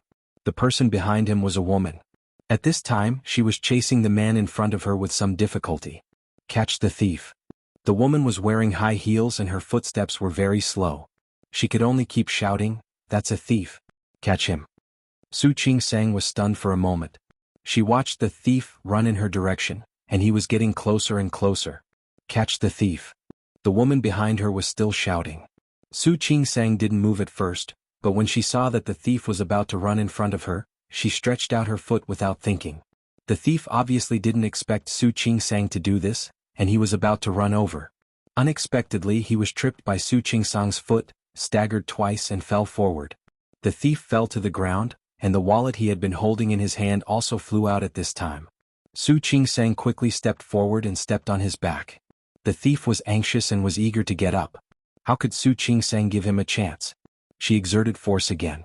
She was wearing a pair of leather boots today. This step was very solid. The thief struggled again. The woman who had been chasing behind him had already run over. She picked up the wallet on the ground, panting. After casually checking it, she seemed to be relieved when she found that it was her own wallet. She was about to thank Su Qingsang. On the other side, an equally enthusiastic crowd had already come over and subdued the thief. A group of people was going to send the thief to the police station, and there happened to be one nearby. Su Qingsang went with them as a witness. The woman thanked Su Qingsang and the police thanked her again. She was a little embarrassed. She had learned a few self-defense skills before, but they were all showy and useless. She was lucky today, but she was praised by these people to the point that she thought she was a chivalrous woman. He had to catch a thief, record a statement, and be pulled by that woman to thank her. It took Su Qingsang quite a while to convince the woman to give her a reward and treat her to a meal. After all the work was done, Su Qingsang walked out of the police station and finally felt cold again. She didn't want to buy any more clothes. He took out his phone to check the time. There were more than 30 missed calls. They were all from Hu Jinyao. Su Qingsang was stunned for a moment, then realized that she had accidentally pressed the mute button. No wonder she didn't hear it. She called Hu Jinyao back. His voice sounded eager. "Honey, where are you?" Half an hour later, Hu Jinyao saw Su Qingsang in front of him again. Without saying a word, he hugged her. "Where did you go? Do you know you scared me to death? I thought you went back to Lin City." It was okay to return to Lin City, but he was afraid. Chapter 234. How is that possible? Su Qingsang tried to hide her fear for Hu Jinyao. "I just got bored in there, so I wanted to come out for some fresh air." "Come out for some fresh air? Why didn't you answer my call?" Hu Jinyao almost called the police. "Do you know how worried I was about you?" "Sorry, I accidentally muted my phone. It wasn't on purpose. It was really an accident." Looking at the calm look on her face, Hu Jinyao couldn't help but pinch her cheek. "Don't do that again." "Okay, I'm fine now, aren't I?" She rushed to Tianyu as soon as she received Hu Jinyao's call. Hu Jinyao looked at her and restrained himself from pinching her face. He took her hand and led her into the building. "I still have some work to do. Wait for me and I'll go to dinner with you, okay?" "Okay. Next time you go out, you must tell me. You're not familiar with this place. I'll be worried about you, you know?" "Okay." Su Qingsang didn't argue with Hu Jinyao about these things. In fact, she just wanted to relax. Who knew that those things would happen? Wife. After entering the elevator, Hu Jinyao suddenly put his arms around her waist. "Are you angry?" "Angry? Why would I be angry?" "Because of going back to Lin City." Hu Jinyao looked into her eyes. In fact, he wanted to know if she really didn't want to stay. "I'm not angry." Su Qingsang really wasn't angry. She was just a little bored. "You said you're not angry." Hu Jinyao pinched her cheek. "Look at your face. Your whole face is showing me that I'm unhappy. I'm very unhappy and you've made me angry." "No way." Su Qingsang was amused by him. "What nonsense are you talking about?" "No way? Look at your face." Hu Jinyao turned her face to look at the mirror wall. There was an amber mirror on the bright elevator wall. Su Qingsang looked at it and saw Hu Jinyao's face in the mirror. She turned around and looked at him. "Hu Jinyao, you..." When the elevator arrived, Hu Jinyao's secretary was standing at the door with a document in her hand. He signaled for her to go back to his office first. He signed the documents and made some arrangements before entering his office. Su Qingsang was reading the news on her tablet. Hu Jinyao didn't want to disturb her. After dealing with business, he had time to be alone. Time passed slowly. Hu Jinyao moved quickly. Shortly after nightfall, he disposed of the remaining papers. After that, he found that Su Qingsang's body was curled up on the sofa as if she was about to fall asleep. Hu Jinyao sat down on the sofa. As soon as his hand touched Su Qingsang's face, she woke up. Su Qingsang yawned, rubbed her cheek against his palm and asked, "Are you done?" "Done." Hu Jinyao supported her and gestured for her to sit up. "Are you very sleepy?" "Nope. I'm not sleepy." He was just a little bored waiting. "Can we go now?" "Yes." Hu Jinyao nodded and stood up to help Su Qingsang. However, she had been in the same position for too long. As soon as she stood up, her feet went numb and she sat back down. Her expression was a little strange. Hu Jinyao immediately guessed it. He put her coat on the sofa in her arms and picked her up. Chapter 235. Put me down. Su Qingsang was embarrassed. This was his company. What did he want to do? "Can you walk? Are your feet numb?" "Yes." "But..." "No buts." Hu Jinyao picked her up and walked to the door. When he passed by the door, he gestured for Su Qingsang to take his suit jacket. Su Qingsang couldn't push him away now. She was originally holding her own clothes, but now she was holding Hu Jinyao's clothes. The two of them left the office. Most people on this floor had already gotten off work. Hu Jinyao carried her to the elevator. Su Qingsang was a little embarrassed, but seeing that no one was around, she relaxed a lot. However, when she looked at the scene of herself in Hu Jinyao's arms in the mirror wall, her face was still a little red. "Put me down." There were cameras in the elevator. Wasn't he afraid that his image in the company would be ruined? "No, you're my wife. What's wrong with me holding you?" How could Hu Jinyao not know there were cameras? So what? He and Su Qingsang were a serious husband and wife. Besides, he could get someone to take out the video tomorrow. Thinking of this, he became a little bolder. He looked at Su Qingsang's red lips and kissed her. Not only do I want to hold you but I also want to kiss you. Hu Jinyao. Wasn't he enough? Where did he think he was? Hu Jinyao liked to see her like this. She pouted her lips slightly, and her face was a little angry and a little coquettish. What's wrong with me? Tell me. As he spoke, he kissed her again. Su Qingsang's face became redder and she felt more uncomfortable. Hu Jinyao put me down. She called him by his full name again. Hu Jinyao had long noticed that when Su Qingsang called him, it was always Hu Jinyao. She didn't seem to have called him wife even once. Or Jinyao. Not in bed. He often used tricks on her. Hu Jinyao suddenly put his face next to Su Qingsang's cheek. He pressed his forehead against hers and looked into her eyes. The two of them breathed in the same breath and the atmosphere was very intimate. How about you call me husband and I'll put you down? Su Qingsang looked at his enlarged face and the faint smile in his eyes. He looked down. Stop messing around. If you don't scream, I'll carry you all the way today. Anyway, she was light. He worked out all year round and had a good body. Carrying her was a piece of cake. Hu Jinyao. Su Qingsang bit her lip and looked at the elevator going lower and lower. Put me down, she said anxiously. You're calling me dear husband, aren't you? I'll put you down right away. What do you think? Su Qingsang's face was burning. She was too embarrassed to call him that. Don't mess around. Hu Jinyao clicked his tongue and said, It seems that you enjoy my embrace more. Since that's the case, just keep hugging it. Su Qingsang was very embarrassed. It was okay to be in the elevator.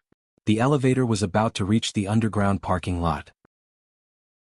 If someone saw it, the elevator arrived and the door was about to open. Hu Jinyao moved closer. Hurry up and call. Su Qingsang bit her lip and was about to say something when the door opened and someone happened to be standing outside. Su Qingsang was shocked. The voice that was about to come out stopped there. The person standing at the door was none other than Hu Yifan. He held the car key in his hand and seemed to be planning to go upstairs. Chapter 236. Hu Jinyao, who always suppressed him in the company's board of directors and was never polite to him in private meetings, was hugging his new wife intimately. The two of them seemed to be planning to do something amazing.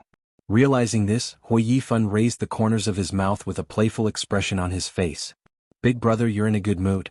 Did you just work overtime? He emphasized the word, overtime. The meaning was obvious. Hu Jinyao was quite calm. Even if Hu Yifan saw it, he didn't intend to let go of Su Qingsang. Su Qingsang was very embarrassed. She gestured for him to let go of her several times, but he didn't move. She couldn't help but pat his back again. Hu Jinyao just looked at Hu Yifan as if he didn't see it. Yes. I just finished working overtime. I haven't been here for a few days and there's been a lot of work in the company. Really? I thought that big brother had always handled the company with ease. Who knew that there would be times when you have to work overtime? Hu Yifan nodded, looking as if he understood and didn't need to explain. Of course it's easy for me to handle it. But aren't you already off work? What are you doing? I forgot something upstairs. I'm going to get it now. Hu Yifan spread his hands. I'm just an idler. I can't compare to you working overtime at this hour. It's also hard. When he said it was hard, he didn't forget to look at Su Qingsang in Hu Jinyao's arms meaningfully. Wasn't it hard? He didn't come to work for a while and when he did, he brought his wife to the company. Only Hu Jinyao would be able to do something like this without separating public and private interests, wouldn't he? Su Qingsang chose to pretend to be dead in the face of the two of them arguing. At the same time, she didn't forget to signal Hu Jinyao to let her down. Hu Jinyao only looked at Hu Yifan as if he didn't see her movements. It's my duty. After all, my brother is too useless, so I have to work harder. Don't you think so? Hu Yifan's expression suddenly became ugly. In that case, I can only trouble you to work harder, brother. Of course. After saying that, Hu Jinyao carried Su Qingsang out. Su Qingsang tried several times, but Hu Jinyao didn't let go of her. She was so embarrassed that she buried her face in Hu Jinyao's chest. When Hu Jinyao put her in his car, she covered her face and found that it was burning. It's all your fault. She was almost too ashamed to see anyone now. What happened to me? Hu Jinyao went around to the other side to open the car door. He didn't think he had done anything wrong. Don't worry. He won't dare to say anything. Hu Jinyao. Was this something he was spouting nonsense? After all, she was Hu Yifan's sister-in-law. Now that he saw her like this, it's okay. Hua Jinyao suddenly felt that Su Qingsang's blushing face was really cute, and at the same time he found it a little funny. Honey, you're a married couple that I've held a marriage certificate with. So what if I hug you? Su Qingsang didn't want to talk to him anymore. Seeing her like this, Hua Jinyao couldn't help but lean over and kiss her on the cheek. Alright, let's go eat. Su Qingsang touched her forehead helplessly. Looking out of the window, she suddenly felt that Hua Jinyao becoming the president of Tianyu Group might really be a mistake by the old master. Otherwise, how could this happen? What are you thinking about? Hua Jinyao started the car. Because it was still the evening rush hour, the car was very slow, so he had time to chat with Su Qingsang. Su Qingsang shook her head, got rid of those speculations and changed the subject. Chapter 237. She didn't just dislike him. Just now, she clearly hated him to the point of wanting to go against Hua Jinyao. She recalled that it was the same in the Hua family. She even had a vague feeling that in the entire Hua family except for old Master Hua, no one else liked Hua Jinyao. Why was that? He was the eldest son, wasn't he? Wasn't that too strange? Su Qingsang sensed that something was wrong, but she couldn't figure out what it was. Hua Jinyao didn't say anything and just focused on driving. Su Qingsang looked at him and wanted to say something, but in the end she didn't want to ask any more. It didn't feel good to be disliked by others, especially by one's own family. What do you want to eat tonight? There was a red light ahead. Hua Jinyao glanced at her. She thought for a moment and said, let's go home. You've been away for so long. Let's go home and have dinner with Grandpa. Don't always eat out. Hearing this, Hua Jinyao turned around and held her hand. Are you being filial for me? You don't like it? I like it. I like it very much. Hua Jinyao chuckled. In fact, Su Qingsang was a simple person. If others were good to her, she would be good to them. She didn't like the Hua family, but old Master Hua was good to her, so she thought about him. Okay, let's go home. In fact, if it weren't for Lu Tongjia, he would have wanted to go home. He was just afraid that she wouldn't want to see them and feel uncomfortable. Hua Mingliang and Hua Mingmei usually didn't eat at the Hua family mansion. When they got home, only old Master Hua, Hua Mingguang, Lu Tongjia, Su Qingsang and Hua Jinyao had dinner together. Old Master Hua was very happy to see his grandson back for dinner. He thought that his grandson wouldn't come back. Su Qingsang was happy to see her grandfather so happy, so she sat next to him. Hua Mingguang was a little surprised to see this scene in front of him. This daughter-in-law had some sense. She knew who in this family needed to be pleased the most. Su Qingsang was already hungry. After all, she had helped catch the thief in the afternoon. With Hua Jinyao around, they were able to enjoy the meal quite comfortably. Except for Lu Tongjia's occasional glances. However, Su Qingsang had already calmed down a lot. After all, for people who didn't like you, no matter how much you did, they didn't like you. After dinner, the group went to the living room. Old Master Hua asked someone to bring out a chessboard and played chess with Hua Jinyao. Su Qingsang sat next to Hua Jinyao and watched them play chess. She didn't know much about chess, but she barely knew the rules. She knew that Hua Jinyao was good at chess. She knew that he could beat Old Master Li in chess. What she didn't expect was that Hua Jinyao could even defeat Old Master Hua. Lu Tongjia felt suffocated as she watched the loving and harmonious scene between the grandfather and grandson. She stood up and was about to leave, but Hua Mingguang held her arm and asked her to sit down. Lu Tongjia glared at her husband. It was his business if he wanted to stay and watch. She didn't want to. She wanted to stand up again, but Hua Mingguang pressed her down again. At the same time, he picked up the remote control and turned on the TV. Su Qingsang was watching chess attentively. She suddenly heard the sound of the TV and glanced at the screen. After seeing it, she exclaimed in surprise. Chapter 238. Today, a Good Samaritan incident happened in our city. Because I was there, I have the first piece of information. Su Qingsang looked at the introduction below and realized that the woman was actually a host of the local TV station in Rong City. She didn't add fuel to the fire. Instead, she vividly described how Su Qingsang had saved the man's life. After saying that, her expression changed. Unfortunately, this warm-hearted young lady refused to accept my gratitude. She left after doing a good deed. I really want to see this beautiful and brave lady now. I really want to thank her. Su Qingsang almost wanted to laugh. No wonder this woman was so talkative at the police station. So she was a host? But the mood changed again. The host smiled brightly and gently moved a finger. I know the name of my benefactor. Su Qingsang was shocked. Sure enough, Please see my beautiful and brave Miss Su Ching Sang from the distant Lin City, or if there is a kind-hearted person who knows Miss Su Ching Sang's whereabouts, please give me Miss Su's contact information or address. I want to visit her to thank her. Su Ching Sang wasn't the only one staring at the screen. Everyone else was staring at the screen. After reading this part of the news, everyone turned to look at Su Ching Sang. From Lin City named Su Ching Sang? Wu Jinyao narrowed his eyes and stopped playing chess. Honey, the person she was talking about isn't you, is it? Su Ching Sang smiled a little awkwardly. Would you believe me if I said no? Honey. Wu Jinyao held her hand tightly. I didn't know you were so good at martial arts. Don't listen to that person. I don't have any martial arts skills. Su Ching Sang held her forehead. I was just lucky today. You call that luck when you defeated the enemy in one move? Wu Jinyao didn't believe it at all. I said that woman was talking nonsense. How could she be so good? Su Ching Sang looked at these people and explained what happened during the day in a low voice. What she said was completely different from what the host said. However, it didn't stop the Hua family from listening carefully. Especially old Master Hua. He had wanted to be a soldier before. But because he had to take care of his family's business, he wanted to support them in another way. Therefore, the person who joined the army that year was his brother, Hua Yangyuan. Later, because Hua Yangyuan was injured on the battlefield, he was transferred to a civilian position. Hearing Su Ching Sang's courage and boldness, he was very happy. Good. Okay. He's a good boy.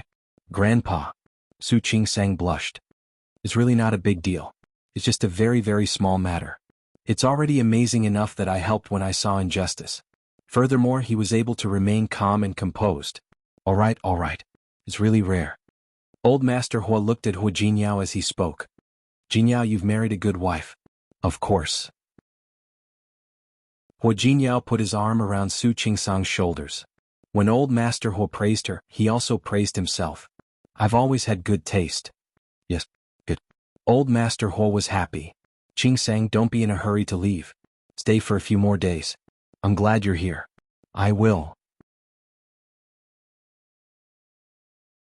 Chapter 239. Lu Tongjia's face darkened again. Hua Mingguang didn't say a word. When old Master Hua felt tired and went upstairs, the two of them also went upstairs and left. Su Ching Sang breathed a sigh of relief. She didn't feel so comfortable when the elders were there. Especially when Lu Tongjia was there. Before she could completely relax, Wu Jinyao's body had completely leaned over. Honey, what are you doing? Although it was late, there were still servants in the Hua family who were still awake. Nothing. I just wanted to wake you up. Wu Jinyao wrapped his arms around her waist and rested his chin on her shoulder. I suddenly realized that my wife is very good. Stop it. Really? Very, very good. Wu Jinyao added, then leaned over and kissed her on the neck.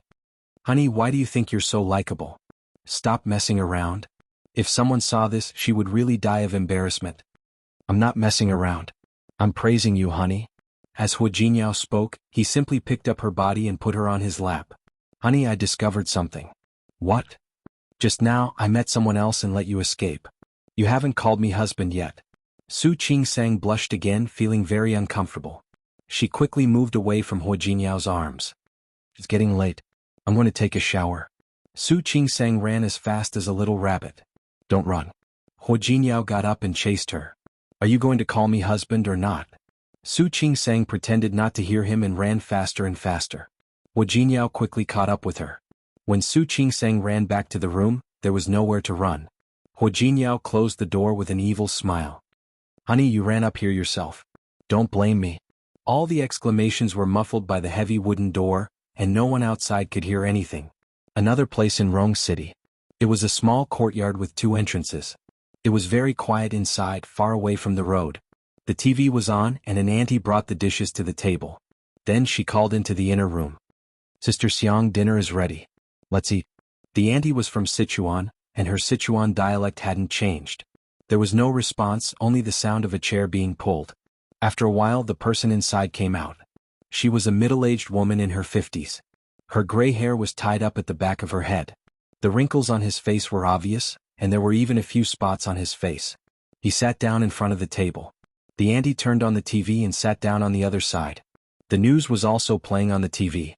It was the same broadcast in the same city. Both of them watched this program. Sister Xiang was scooping soup for herself when she suddenly heard Su Ching Sang's name. She suddenly put down the bowl and stared at the TV screen. The name Su Ching Sang had appeared several times, but she seemed to have only heard it once in Lin City. In order to make sure that she didn't hear it wrong, she asked the auntie to replay the TV again. Soon the news was broadcasted again. This time, Sister Xiang heard it clearly. Lin City Su Ching Sang. Surnamed Su, and with this name? That's right, it can't be wrong. It was her. It had to be her. She still remembered that when she was with that heartless man they had a wonderful time. She said that she liked the name Ching Sang. If she had a daughter in the future she would call her Ching Sang. If she had a son she would call him Chingha. Su Ching Sang, Su Ching Sang. Sister Xiang repeated the name twice in her heart. Chapter 240. Her mind was a little confused, but she was more excited. Countless thoughts kept surging through her mind. Until the auntie called her, "Sister Xiang, why don't you eat? The dishes are going to get cold." When she came back to her senses, Sister Xiang was looking at her with an inquisitive and a little worried gaze. She smiled at the auntie to show that she was fine. This smile stunned the auntie for a moment. She hadn't seen Sister Xiang smile for a long time. Sister Xiang's expression couldn't immediately calm down. She endured it, and the expression on her face slowly returned to normal. Sister Xiang. The auntie finally couldn't restrain her curiosity. "What do you think of today's dishes?" "Pretty good." "Sister Xiang, you haven't gone out these days. Do you want to go out today? The weather forecast says that it will be sunny these few days, and it will rain in a few days. It will snow in a few days." "Okay, I'll go out for a while." The auntie became more and more frightened. It seemed that Sister Xiang was really going to go out. She hurriedly said, "I'll get the car ready later." "Where are you going?" "I'll accompany you." "Look at you. It's too late now. You'll go out tomorrow." "That's right." The auntie smiled. She focused on eating again. However, she still felt that there was something wrong with Sister Xiang today. Sister Xiang glanced at the screen and thought that she must go out tomorrow. She wanted to find Su Ching Sang. She wanted to tell her that she was her mother, and she wanted to tell her that Sister Xiang suddenly stopped eating. She had just found out that Su Ching Sang was in Rong City. The excitement of knowing that she was in the same city as her had faded away. She thought of something else. She had once promised that as long as Su Ching Sang lived a good life, she would never acknowledge her in this life. She had promised that she would not acknowledge Su Ching Sang. Since that was the case, why should she acknowledge her?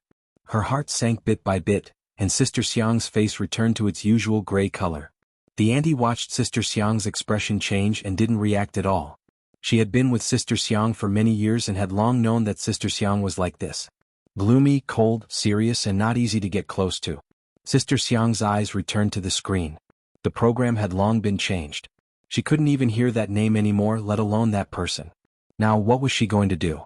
After being pestered by Hu Jinyao for most of the night, Su Ching Sang didn't even have the strength to fight back.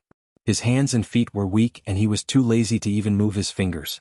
She glared at Hu Jinyao, then turned her back to him. She didn't want to look at him at all. Hu Jinyao shamelessly reached out to put his arms around her waist and put his chin on her neck. "Honey, are you angry? Who has the time to be angry with you?" Su Ching Sang refused to admit it. She patted his hand and asked him to let go of her. However, such a simple action caused her arm to ache. His anger grew. "Let me go." "I won't. If you don't let go, I'm going to get angry. If I let him go, I'll be discouraged." Hu Jinyao nibbled on her neck as he spoke. "Honey, I can't sleep well without you in my arms." "Nonsense. So you haven't had a good night's sleep for the past 30 years? "Yes." Hu Jinyao said half-truthfully, "Before you married me, before you let me hold you to sleep, I had nightmares every day." Chapter 241. Hu Jinyao didn't speak. Su Ching Sang suddenly turned to look at him. "Did I get it right? Are you hiding something from me again?" "How could I? I'm lying in front of you now. How could I hide anything from you?" As Hu Jinyao spoke, he put his arm around her waist and pulled her back into his arms. "You better not." Su Ching Sang didn't like being lied to. She didn't want Hu Jinyao to lie to her again in the future. "Honey, I just suddenly realized that I seem to be too merciful. You're still so energetic. Why don't we do it again?" "No." Her waist was going to break if he did it again. "Hu Jinyao, give me a little more. Don't do it again." There was a hint of pleading in her words.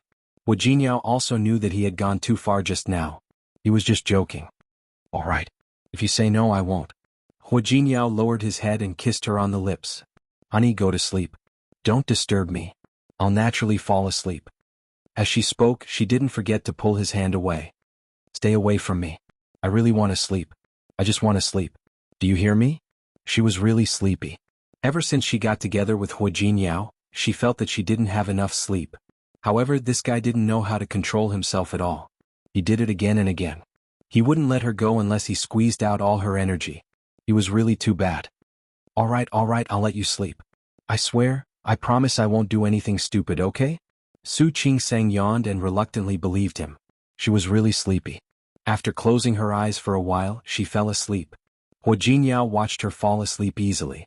He tightened his arms and held her in his arms. He fell asleep smelling the faint fragrance of her body. After the two of them had been together for the past few months, they had always been like this. However, he didn't know if what Su Qingsang had said before had some effect. That night, the nightmare that hadn't come for a long time came again. Those familiar scenes that were engraved in his bones replayed over and over again. Hua Jinyao tried his best to get rid of them, but in the end he could only wake up panting. It was dark in front of him. He reached out his hand to turn on the light. The familiar environment allowed him to relax. The warmth at his side made him turn his face away. His eyes fell on Su Qingsang's face. Was that a guilty conscience? Does it count? Shaking his head to stop thinking about that, he put his arms around Su Qingsang's waist again and let her snuggle against him. Su Qingsang didn't wake up. She found a relatively comfortable position in his arms and fell asleep again. Her breathing was long and balanced, and her cheeks were flushed with a healthy and attractive red. He leaned over and kissed her on the cheek, his gaze gentle. Since he didn't intend to let her know about some things, then he would never let her know. Hugging her waist tightly, he pressed her body closer to his before falling asleep again. This time the nightmare did not come. It was a dreamless sleep until dawn. Su Qingsang stayed in Rong City for a week. Over the past week, Hua Jinyao had been very busy and had a lot of things to do. She didn't stay idle either. She knew what Hua Jinyao was thinking. He wanted her to have a chance to come to Rong City. She had also seriously considered this matter. It was true that Qing Xinyun's family owned a hospital. They also owned 2 Class 3 Grade A hospitals, but they were both private. The fees weren't low and there weren't many patients.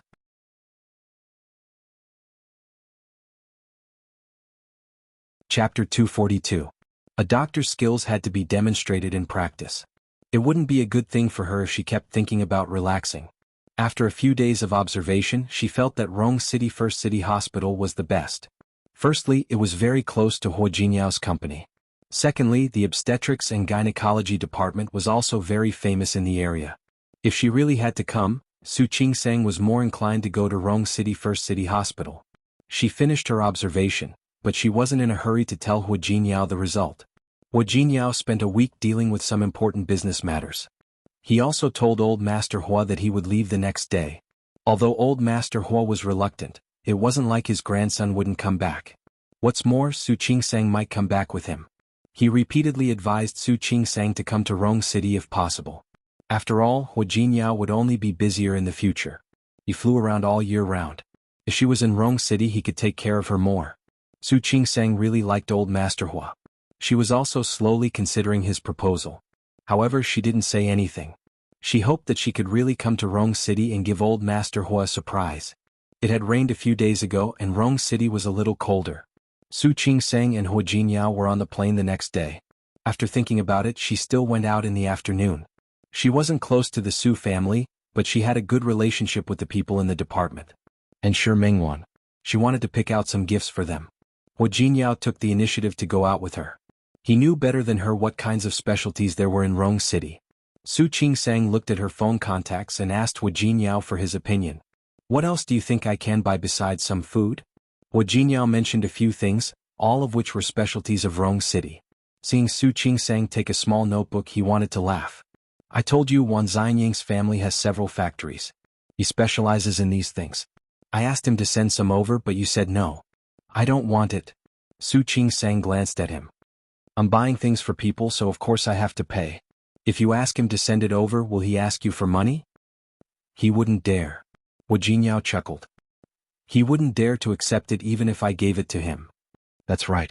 Su Qingsang had met Northerners before and knew that they were generous. But this was different. Don't worry about it. Just take me to that place. I'll buy it myself. Okay. I'll listen to you. He leaned over and squeezed her hand. Honey, I've listened to you during the day. Shouldn't you listen to me at night? Su Qingsang smiled and said, I've listened to you during the day. Stop messing around. Su Qingsang blushed. This guy couldn't think of anything else other than this every day. Can you focus on driving? I'll drive. Wu Jinyao withdrew his hand. There was a turn right in front of him. He was about to turn the car over when a figure suddenly flashed out of the corner. Wu Jinyao couldn't dodge in time, so he quickly braked. Fortunately, the speed of the car wasn't too fast.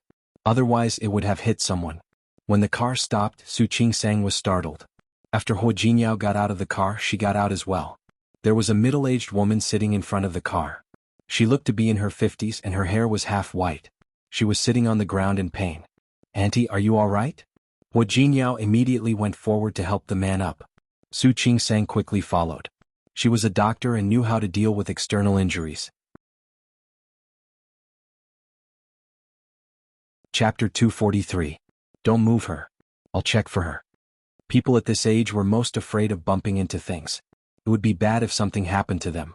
Su Qingsang squatted down and said softly to Xiang Kaiping, who was sitting on the ground, Auntie, I'm a doctor.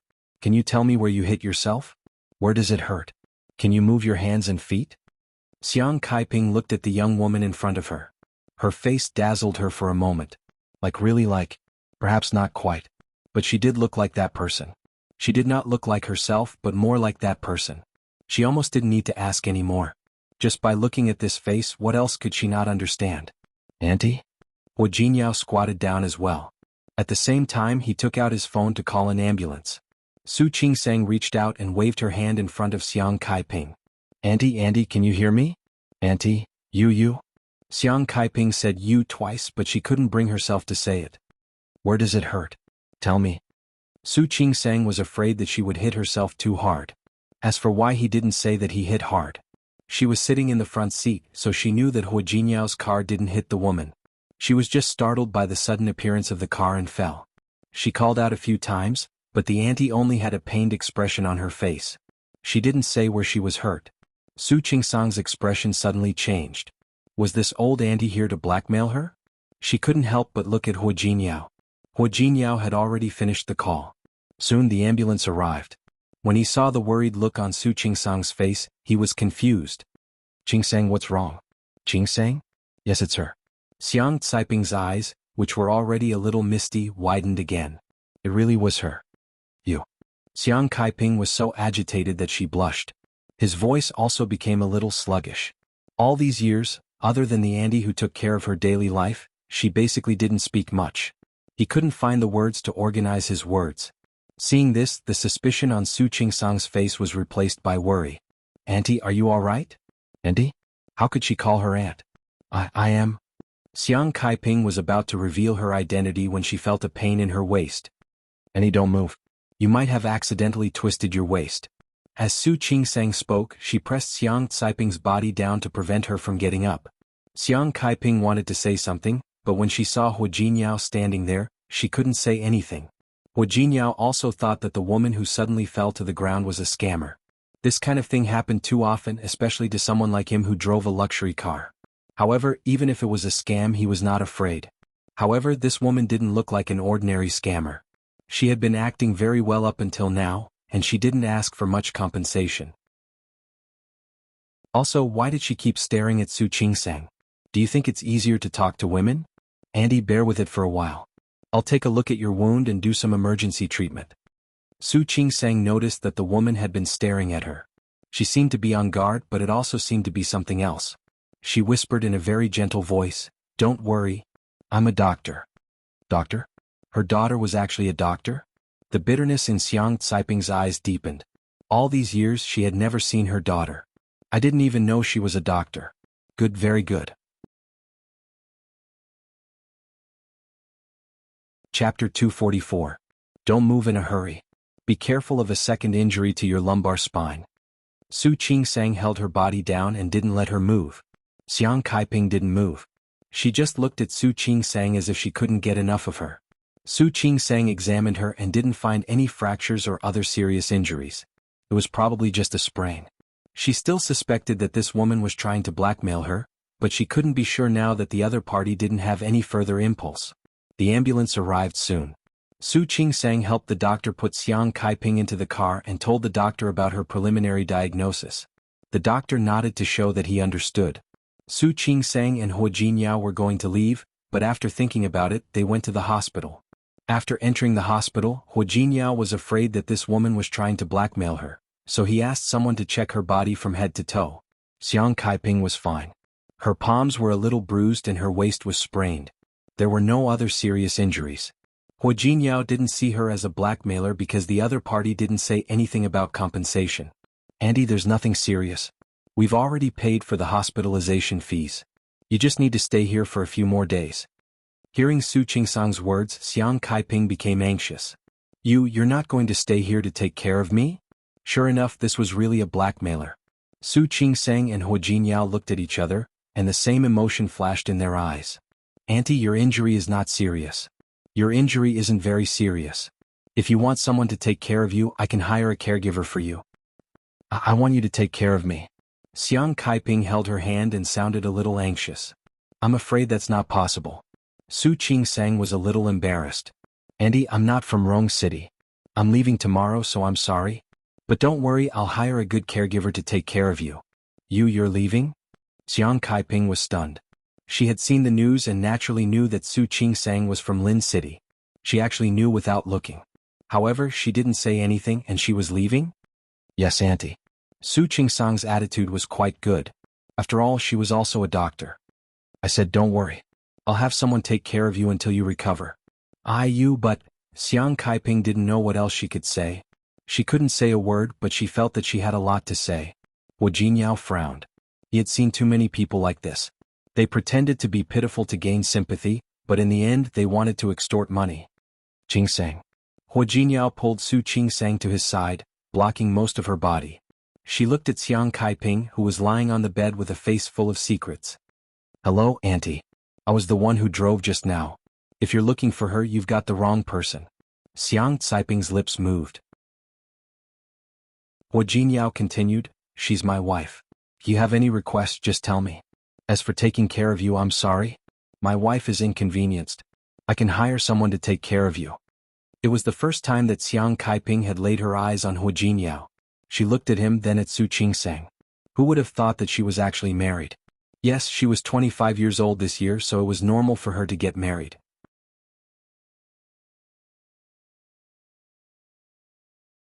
Chapter 245. Auntie, just say it. It was just a sprained waist. He also wanted to see how much this woman could ask for. "What do you want?" Xiang Kaiping looked at Su Qing-sang again. I want her to take care of me for 2 days." Impossible. How could Hua Jinyao let his wife take care of a stranger? "How much money do you want? Just say it. Or what compensation do you want? Just say it." "But she can't stay and take care of you for a few days." I don't want money." Xiang Kaiping didn't expect that one day she would be misunderstood as asking for money. She was anxious. "I really don't want money." "I don't want her to, Auntie." Su Qing-sang knew that Hua Jinyao wanted to protect her, but she really wasn't afraid. "I'm really sorry. If you have other requests, we can satisfy them. I really can't stay." Her vacation ended tomorrow, and she would start working the day after tomorrow. She would go back tomorrow and rest for half a day. "How about this? I'll help you hire a caregiver. Or you can tell me your family's contact information and I'll contact your family." "Family?" Xiang Kaiping smiled bitterly and looked at Su Qing-sang. "I have no family." Su Qing-sang was speechless and turned to look at Hua Jinyao. What should she do? Hua Jinyao frowned, looked at her and shook his head. He gestured for her to ignore him. "Auntie, I understand how you feel. But we do have something to do. How about this? I'll ask someone to come over. Don't worry, we will never run away. We will definitely take responsibility." Hua Jinyao's attitude was sincere.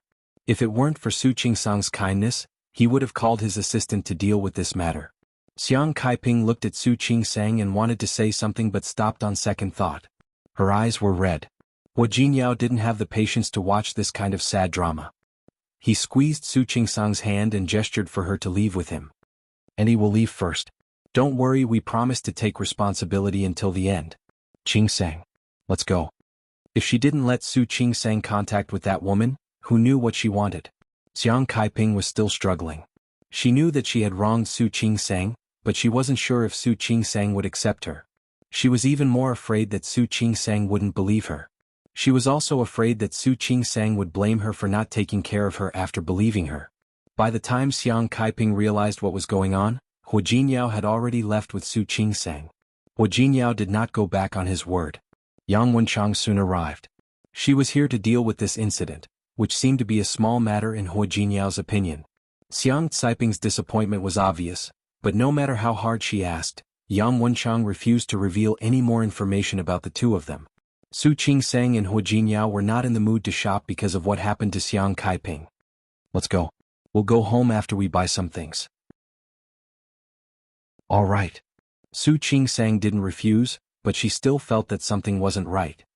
Hua Jinyao, did you notice that there was something strange about that auntie?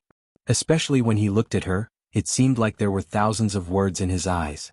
It was the first time Su Qing sang had been looked at like that. That feeling was really subtle. Did I? Hua Jinyao thought so too, but his feeling was completely different from Su Qing sang. I think there's something wrong with her eyes. Why? Chapter 246. That's why I said it felt weird. Su Qing sang looked at herself and then at Hua Jinyao. The way she looked at me didn't look like she wanted to blackmail me. Instead, it looked like, Su Qing sang couldn't put her finger on it, but she also felt that it was strange. She was dressed very normally this time. Even though Hua Jinyao had prepared many brands of clothes for her to hang in the closet, she was more used to wearing her own clothes. As for Hua Jinyao, he had to work these few days. Even if the brand of the suit he was wearing couldn't be seen, anyone with a bit of insight could tell that it was worth a lot of money from the handmade feeling. However, Xiang Kaiping kept clinging to her and did not even look at Hua Jinyao. Wasn't this too strange? There's another possibility. Hua Jinyao thought more than Su Qing sang. Is it possible that she thinks women are easier to talk to? Did she deliberately pester you because you're my wife?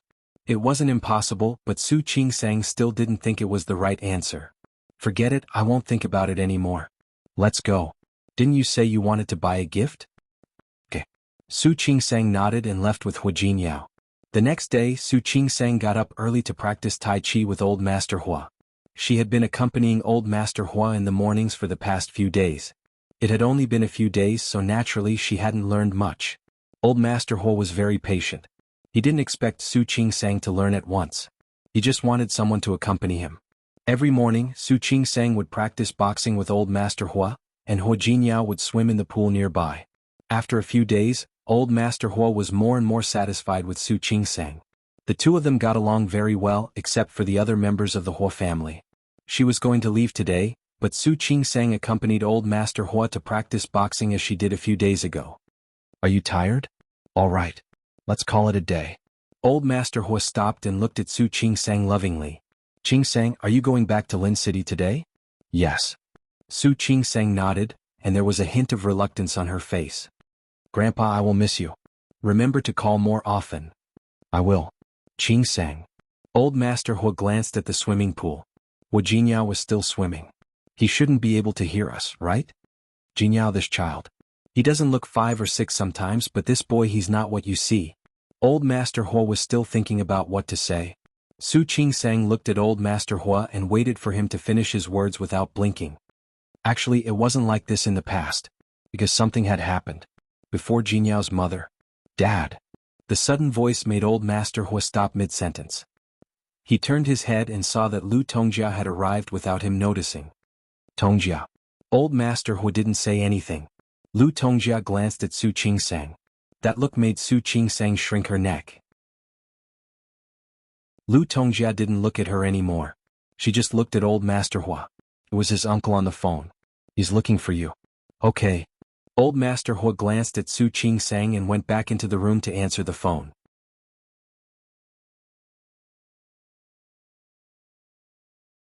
Chapter 247. Su Qing sang frowned slightly, but Lu Tongjia wasn't afraid that she would be unhappy. Jinyao is my son. I know him very well. It was impossible for him to truly like a woman. Therefore, even if you have the title of the young mistress of the Hua family, You don't have to be complacent. Because it's hard to say how long you'll be able to occupy this position. Auntie, you misunderstood. The smile on Su Qingsang's face was faint. Jin Yao is your son, but I don't think you know him well. Also, you underestimated me. I'm not with Jin Yao because I want to be the young mistress of the Hua family.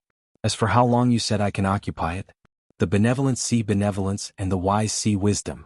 At least I think I can keep it. Is that so? Let's just wait and see. Lu Tongjia's expression was unfriendly, and her tone became more firm. Don't worry, Auntie. I'll treat this as motivation. Su Qingsang smiled calmly. She wasn't moved by Lu Tongjia's words at all. Lu Tongjia didn't get the upper hand. Her face grew colder and colder.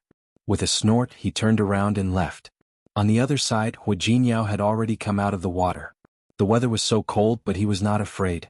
She only wrapped a bathrobe around her body and came over. He didn't see old Master Hua, only Lu Tongjia leaving. What did my mother say? Standing in front of Su Qingsang, Hua Jinyao looked concerned. Nothing much. If she says anything, just ignore her. Hua Jinyao knew that he was wet, so he didn't hug Su Qingsang.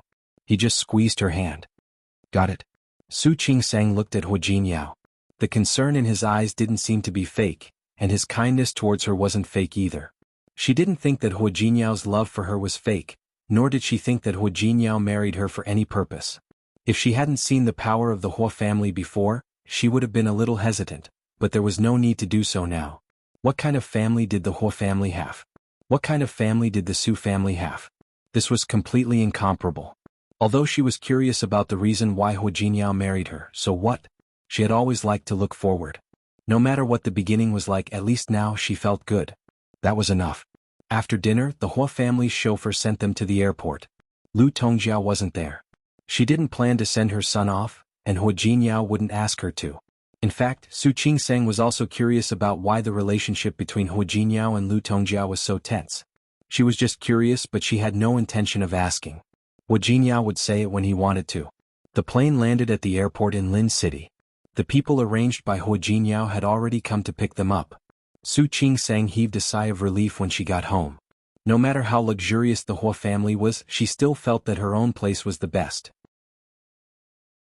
It was already early winter, and the temperature in Lin City had dropped. Su Qingsang lay on the bed and watched Hua Jinyao carry the clothes into the walk-in closet.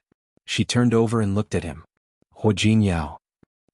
Just now Hua Jinyao brought in 2 suitcases. As for the things she bought, they were all in the living room, waiting for Su Qingsang to give them away tomorrow. Is it unfair for you to live in such a small house? Hua Jinyao stopped cleaning, walked to the bed and sat down. What? Do you want to move? Of course not. No matter how small it was still her own nest. I just feel wronged for you, young Master Hua.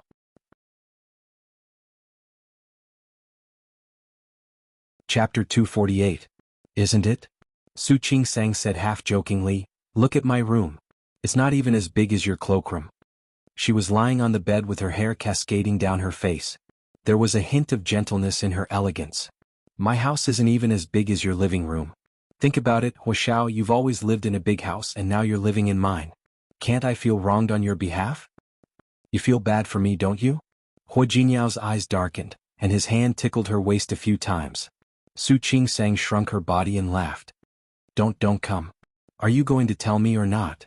Hua Jinyao kept scratching her. Are you going to feel sorry for me? No need. No. Su Qingsang laughed so hard that she couldn't even breathe. She kept begging for mercy. Hua Jinyao withdrew his hand. Her hair was messy.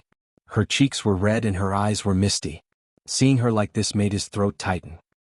He lowered his head and pressed his forehead against hers. I still want to punish you. What should I do? Hua Jinyao. Su Qingsang blushed even more. She stopped laughing because she was embarrassed. I'm going to punish you a little more so that you'll remember it. Don't talk nonsense next time, don't you think? Hua Jinyao. Su Qingsang tried to avoid him. Stop it. It's daytime. It's better during the day. Hua Jinyao grabbed her waist. This time he wasn't trying to tickle her. Soon the voices in the room changed and so did the atmosphere. When Su Qingsang entered the hospital, she was holding a large box in her hands. She entered the department and handed out the specialties she brought back from Rong City to everyone. She had been wronged previously and had asked for leave. Everyone in the department thought that she was putting on a show and throwing a tantrum, As soon as Su Qingsang came back, she openly told everyone that she had gone on a honeymoon. After giving out these gifts, no one would say that the lass was deliberately putting on a show. After that, Su Qingsang went to the hospital administration and gave Deputy Director Yang and Director Lin a copy. Although they didn't help much last time, they still spoke up for her. The last one was naturally for Zhuangchen. However, he went to perform surgery. Su Qingsang left the things on his desk and left. Back in the office, Su Qingsang threw herself back into her busy work. After staying here for a long time, she still liked the environment here. Therefore, she would not easily consider changing places and working in Rong City. He had just returned to work, so he wasn't particularly busy. When it was time to get off work, basically no one came to the emergency department. She packed up all the files and was about to shut down and get off work. Someone knocked on the door. He looked up and saw Su Peijian. She stood at the door expressionlessly and glanced at Su Qingsang's office with a flash of disgust in her eyes. "What's up?" Su Peijian withdrew her gaze, entered the room and closed the door. He stopped in front of Su Qingsang. Su Qingsang raised her head to look at her. "Miss Su, are you feeling unwell?" She was in the gynecology department.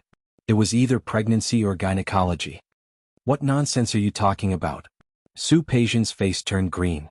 She glared at Su Qingsang, her face full of displeasure. "Then what is it?"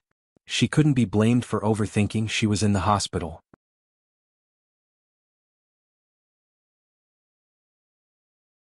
Chapter 249. Seeing that Su Qingsang didn't speak, Su Peijian took a step forward. "What? Can't tell? Do you think I won't know if you don't tell me?" Su Qingsang had a headache. She had forgotten about it after staying in Rong City for a week. "I really don't know." "You don't know?" Su Peijian didn't believe it at all. "Su Qingsang, if you want to hold back and laugh at me, you won't get what you want." "Sister, you think too much." Su Qingsang rarely called Su Peijian sister. Every time she called her sister that, it meant that she was really helpless. "I don't have to lie to you. I really don't know." "You really don't know, or you really don't dare to say it?"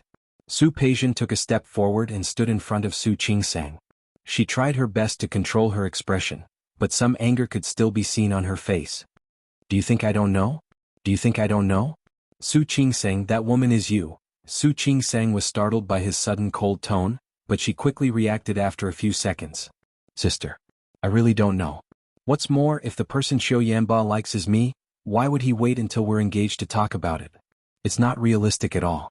She said it very seriously, so seriously that she believed it herself.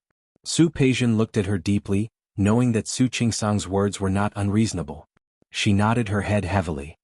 "Okay, Su Qingsang, since you said it has nothing to do with you, then I will believe you this time, but only this time. If I find out that the person in Yanba's heart is you, or that you are deliberately hiding something, then don't blame me for being rude." She wasn't a bad person and she didn't want to deal with an illegitimate daughter like Su Qingsang. But if she really offended her, she would definitely not be polite. After throwing this warning, Su Peijian turned and left, leaving Su Qingsang rubbing her eyebrows helplessly. What she did just now shouldn't be considered a lie, right? In Rong City, Su Qingsang had not only bought gifts for the people in her department, but also for the Su family. But after Su Qingsang's trouble, she didn't want to come to her. If Su Peijian and Li Qinxue decided that she was the reason why Su Peijian couldn't get engaged to Qiu Yanba, she would be in even more trouble. When she got home, Su Qingsang called a courier to pack her things and send them to the Su family. As for whether Su Qinghui would be dissatisfied or angry, it was none of her business. In any case, she had done her part. At the same time, there was a gift for Shi Mengwan. After thinking about it, he called Shi Mengwan and asked her to meet him. Shi Mengwan had been very busy these few days, except for the few orders she had received. She also participated in a very famous wedding dress design competition in the domestic industry. She attached great importance to this competition, so much so that she had been drawing day and night, but she was always not satisfied with it, so she tore it up.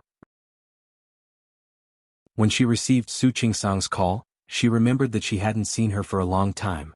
The two of them arranged a place to meet and have a meal together. Not long after Shi Mengwan sat down, she remembered to remind Su Qingsang of something.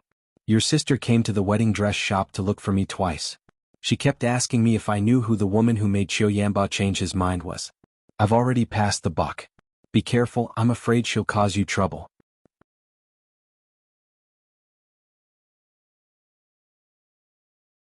Chapter 250. It's okay. Su Qingsang knew that her friend cared about her. She already came to me. But I said I didn't know and she couldn't do anything to me. That's true. Shi Mingwan thought of the Su family and began to feel uncomfortable. But you'd better stay away from them. I don't think any of them are good people. Don't be like that. They just don't like me. It's not a bad thing. Shi Mingwan sneered. That's because you have a good temper. If it were me, I would have turned the world upside down. All right, I know you're doing this for my own good. Thank you. If you really want to thank me, today's meal is on you. No problem. Su Qingsang answered readily. Shi Mingwan slapped her forehead hard. Look at me. I've been drawing so much that I've lost my mind. Your family has such a powerful background. You don't need money now. I didn't say anything. It's his business that he's rich. It's not my money. Don't provoke me. Shi Mingwan clutched her chest and looked hurt. You just randomly got a man to marry, and you managed to get such a high-quality man. I'm going to be jealous of you. Su Qingsang's eyes softened when she thought of Hu Jinyao. Well, she was indeed lucky. I'm lucky. There's no way out. Shi Mingwan leaned on the table with a lifeless look. Have you ever considered the feelings of a single dog like me when you're showing off your love? All right. Stop acting. Su Qingsang took out the gift and pushed it in front of Shi Mingwan. Here, make up for your hurt heart. That's more like it. Shi Mingwan took the gift with a miserly look on her face, which made Su Qingsang smile again. With such a good friend in Lin City, she really didn't want to leave for Rong City. So she'd better go to Rong City first. Rong City. Sister Xiang, your back is completely healed? You're discharged already? The aunt had taken care of Xiang Kaiping in the hospital for a few days. She was fine, but she was still a little worried. I'm fine. Xiang Kaiping shook her head. She touched the back of her waist. It was still a little painful, but it was no big deal. Sister Xiang, Mr. Yang left a lot of money. He said it was compensation. Xiang Kaiping frowned. The Mr. Yang the auntie was referring to was Yang Wenchang. Apart from showing concern on the first day he came to the hospital, for the rest of the time he hired a caregiver to take care of Xiang Kaiping every day. Today, when he heard that Xiang Kaiping had been discharged from the hospital, he came again to deliver a check. Xiang Kaiping didn't ask for it, because the aunt had been taking care of her for the past few days. Yang Wenchang thought that the lady worked for Xiang Kaiping and gave her the check. The woman handed the check to Xiang Kaiping. Xiang Kaiping looked at the check with disgust in her eyes. He took it and tore it into pieces without a second thought. The auntie's mouth was wide open. One had to know that this was 100,000 yuan. She had sprained her waist, and the other party had paid 100,000 yuan for the medical expenses. The auntie felt that it was a lot. Xiang Kaiping did not explain further. She thought about the decision she had made in the past few days. I am very grateful to you for taking care of me all these years. However, I want to go to Lin City. Sister Xiang, are you going to Lin City? The auntie's surname was Chen. She had taken care of Xiang Kaiping for a few years. This was the first time she heard her say that she wanted to leave Rong City and go to such a far place. Yes, I want to go to Rong City.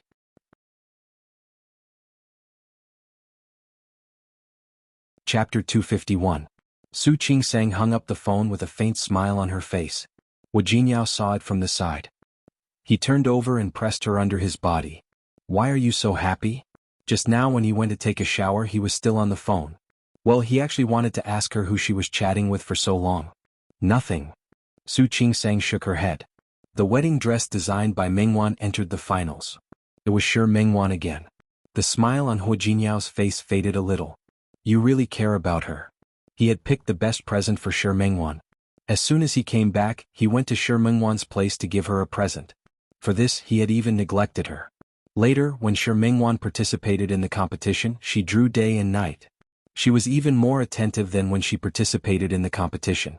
From time to time, she would send some soup and water to her, saying that it was to nourish her body. She had never given him one before. This was too biased. Mingwan is my good friend. Of course I care about her. Moreover, although Shi Mingwan had parents, she lived alone outside. Then why don't I see you paying more attention to me? As Hu Jinyao spoke, he kissed her on the cheek again. There was some dissatisfaction in his eyes. You don't even care about me so much. You're talking nonsense again. Su Qingsang didn't want to admit it, but thinking about it carefully, she seemed to have neglected him a lot recently. Over the past few days, she had been in the hospital during the day and had to rush a thesis at night. This was the disadvantage of being a doctor. From time to time, you would have to take exams and write papers. No matter how professional you were, these were still necessary. He used the remaining time to accompany Shi Mengwan. She had really neglected Hu Jinyao.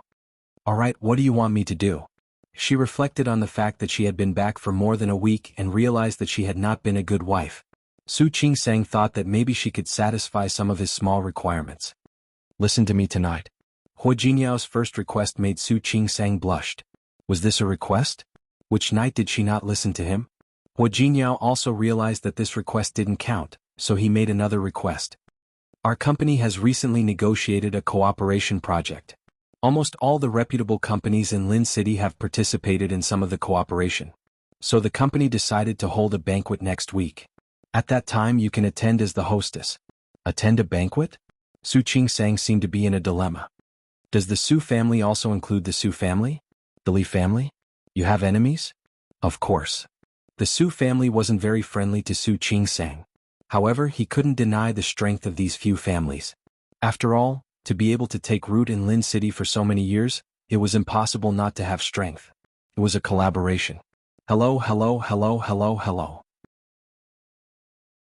Can I not go? She hadn't met Su Peijian for the past few days. However, Su Qinghui had specially called her last time when he delivered the things to her. On the one hand, he said that she was impolite. She actually sent a gift by express delivery. On the one hand, he wanted to ask her who Qiu Yanba liked. It was fine if they didn't bump into each other, but what if they did bump into each other at the banquet? If Qiu Yanba made any moves? No. Hu Jinyao squeezed her little hand. I want to introduce you to everyone. I want to let them know that you're my wife. She's the wife of the president of Tianyu Group. Su Qingsang looked at the focus in his eyes. He introduced her to his family, then to his friends, and now to his business partner. She suddenly understood his intentions. After thinking for a while, she nodded her head lightly. Chapter 252. The banquet Hu Jinyao mentioned was on Friday night. Su Qingsang didn't have to go to work the next day.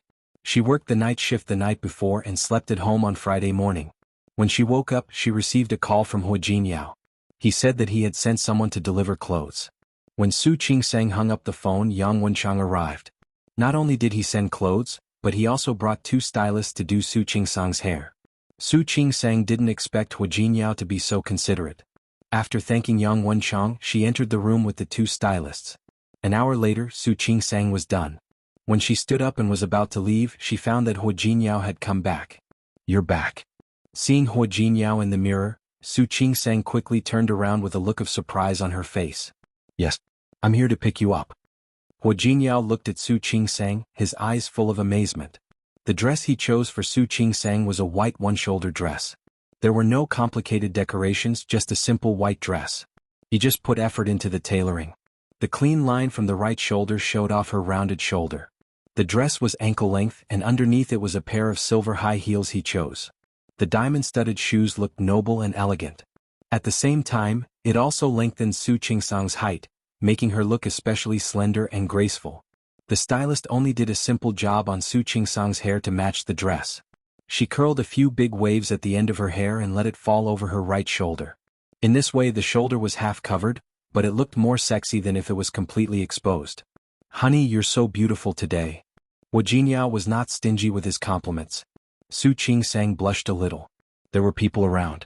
The 2 stylists were quite perceptive. They said goodbye and left. Hu Jinyao could now focus on his beautiful wife. He stepped forward, held Su Qingsang's hand and looked her up and down. Honey, I have good taste, right? I picked this dress. Yes. Was she trying to praise her or herself? But it's still missing something. As Hu Jinyao spoke, he took 2 steps toward her. Su Qingsang saw that he was still holding a box in his hand. Su Qingsang watched him open the box. Inside was a 3-piece set of diamond jewelry. Pink diamonds of different sizes were arranged in a circle, and in the middle was a starlight design. The matching bracelet and earrings were also made of pink diamonds. They were so bright that they almost dazzled Su Qingsang. She looked at the necklace and thought of the diamond ring Hu Jinyao had given her. Well, you're not lying again, are you? Su Qingsang joked with him. She knew in her heart that it couldn't be false. Honey, you're so smart, Hu Jinyao joked. He picked up the necklace and put it on Su Qingsang. Hu Jinyao took the initiative to serve her. Looking at Su Qingsang in front of him, he took a step back, his eyes full of admiration. Perfect. Let's go, wife. The banquet is about to begin. The banquet was booked in a villa on the outskirts of Lin City. Hua Jinyao told Su Qingsang that it was a small banquet. However, this banquet was not small at all. When Hua Jinyao and Su Qingsang arrived, many people had already arrived. Tianyu Group had been making frequent moves in Lin City in the past few months. Anyone with a bit of foresight would want to establish a relationship with the Tianyu Group. Of course, there were some people who didn't need to claim connections. They already had connections with the Tianyu Group. For example, Qiu Yanba. As one of the collaborators, he was also attending the banquet today.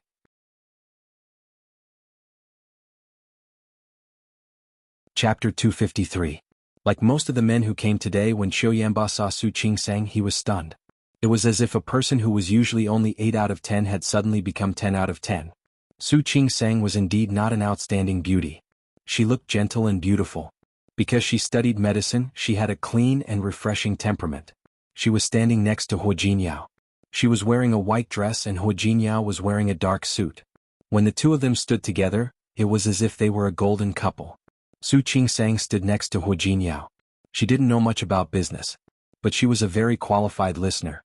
When Hua Jinyao chatted with others, she stood next to him and listened. Occasionally, when someone specifically asked her, Hua Jinyao had already begun to introduce her without her saying anything. This is my wife, Su Qingsang. So, the surname Su wasn't a big one in Lin City, but there were only 1 or 2 famous Su families. Some people who had attended Su Qingsang and Hua Jinyao's wedding banquet recognized her immediately.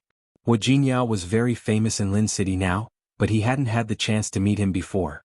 Soon, almost everyone in the banquet hall knew that the wife of the president of Tianyu Group, who showed her face for the first time in public, was Su Qingsang. Even more quickly, people knew Su Qingsang's identity. The illegitimate daughter of the Su family, a person who had almost been abandoned by her family, was actually the wife of the president of Tianyu Group? This was simply too shocking. This led to more and more people sizing up Su Qingsang, both openly and discreetly. Qiu Yanba walked towards Su Qingsang under the watchful eyes of the crowd. Are you tired? Hua Jinyao put his arm around Su Qingsang's waist. He had never seen her wear high heels. Although the shoes today weren't particularly high, they were much higher than the shoes she usually wore. I'm fine. She had just arrived. How was she tired? Su Qingsang shook her head and glanced at the banquet hall. Did your company specially rent this villa for the banquet? Hua Jinyao looked at her and shook his head. No. As he spoke, he kissed Su Qingsang on the cheek and whispered in her ear, "You'll know later." He was acting mysteriously. If he didn't say anything, Su Qingsang wouldn't ask. Out of the corner of his eye, Hua Jinyao saw Qiu Yanba walking towards him. He frowned and his eyes darkened. Qingsang. President Hua. Qiu Yanba greeted the two of them. The way he addressed them was very familiar. Hua Jinyao looked at Qiu Yanba's outstretched hand and shook Qiu Yanba's. Boss Qiu is really punctual. It's my duty. Qiu Yanba smiled indifferently and ignored Hua Jinyao's piercing gaze. He withdrew his hand and reached out to Su Qingsang. Qingsang, you look beautiful today. Thank you. Su Qingsang was about to shake hands with him, but Hua Jinyao grabbed her hand and pulled her to his side. She's not just beautiful today. Hua Jinyao completely ignored Qiu Yanba's hand, which was still in the air, and kissed Su Qingsang on the cheek. In my eyes, Qingsang is beautiful every day. Su Qingsang was a little embarrassed. She quietly pinched Hua Jinyao's waist. How could he praise his wife like that? I didn't say anything wrong. Hua Jinyao didn't feel any pain from Su Qingsang's pinch. Instead, he leaned over and kissed her on the cheek. My wife is beautiful every day.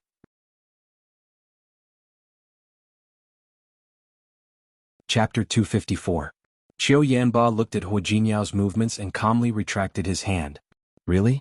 I think so too. Su Qingsang was even more embarrassed. She really couldn't accept Qiu Yanba's sudden friendliness. She looked at the entrance and found that the Su family had arrived. Su Qinghui and Li Qianxue would never want to attend this banquet if they had a choice. But now they couldn't. Hua Jinyao had revealed his identity and also cooperated with the Li Corporation on a billion-dollar investment project. Su Qinghui and Li Qianxue could ignore Su Qingsang, but now they had to respect Hua Jinyao. Su Peijian came with them. Compared to Su Qingsang, who was wearing a white dress, she was wearing a very eye-catching red dress. Her facial features were more beautiful than Su Qingsang's. Coupled with the red dress, she looked flamboyant and gorgeous. As soon as she appeared at the door with Su Qinghui and his wife, it was very eye-catching. Everyone present looked at the Su family. Many people still had an impression of the previous wedding. For the Su family, that wedding was simple to the point of being shabby. The Su family's attitude towards Su Qingsang was obvious. But now it was different. Su Qingsang was married to Hu Jinyao. He was the young master of the Hua family in Rong City. The Su family must be regretting it so much that their intestines would turn green, right? Li Qianxue frowned as soon as she came in. She completely ignored the surrounding people's gazes and walked straight to Hu Jinyao. Dad. Auntie. You're here. Compared to the cold attitude of the Su family, Hu Jinyao's attitude could be said to be very friendly. What a coincidence. Mr. Chiu only arrived a few minutes earlier than you. He knew that Su Peixian and Qiu Yanba had broken off their engagement, but he still pretended not to know. Su Peixian's expression was a little ugly.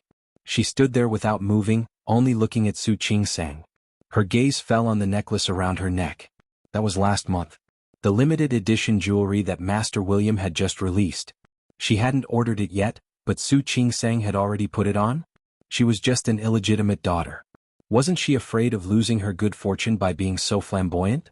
Uncle Auntie. Compared to the Su family, Qiu Yanba's attitude was much more friendly. Peixian, long time no see. It's been a long time. Su Peixian withdrew her gaze from Su Qingsang and said expressionlessly, to think that you still remember. Su Qingsang took a step back without a trace. She had a feeling that a fight was about to break out in this situation. Hu Jinyao squeezed her little hand as if he knew what she was thinking. Dad. Auntie, I still have a few friends I need to take Qingsang to say hello to, so I'll have to wait for a while. Please help yourselves. Hu Jinyao left with Su Qingsang, leaving the Su family looking at each other, as if they couldn't believe that Hu Jinyao didn't give them face. Only Su Peixian noticed that when Su Qingsang was about to leave, Qiu Yanba's gaze lingered on her for a while longer. Was it unintentional or was it intentional? After all, Su Qinghui was an experienced man. Even if he didn't like Qiu Yanba breaking off the engagement with his daughter, he still maintained his composure. Su Peixian had been observing Qiu Yanba the whole time. She barely noticed that his eyes were on Su Qingsang. She slowly relaxed. Just then someone came over to greet her. She exchanged greetings with the newcomer. You're tuning in to the Han Li's Wuxia Adventures YouTube channel. We're so grateful for your support and don't forget to subscribe to join us on this incredible journey through captivating stories. Your generosity through donations truly makes a world of difference, as it's the primary source of revenue that allows me to expand and enhance this channel for you. Thank you from the bottom of my heart for being a part of this adventure.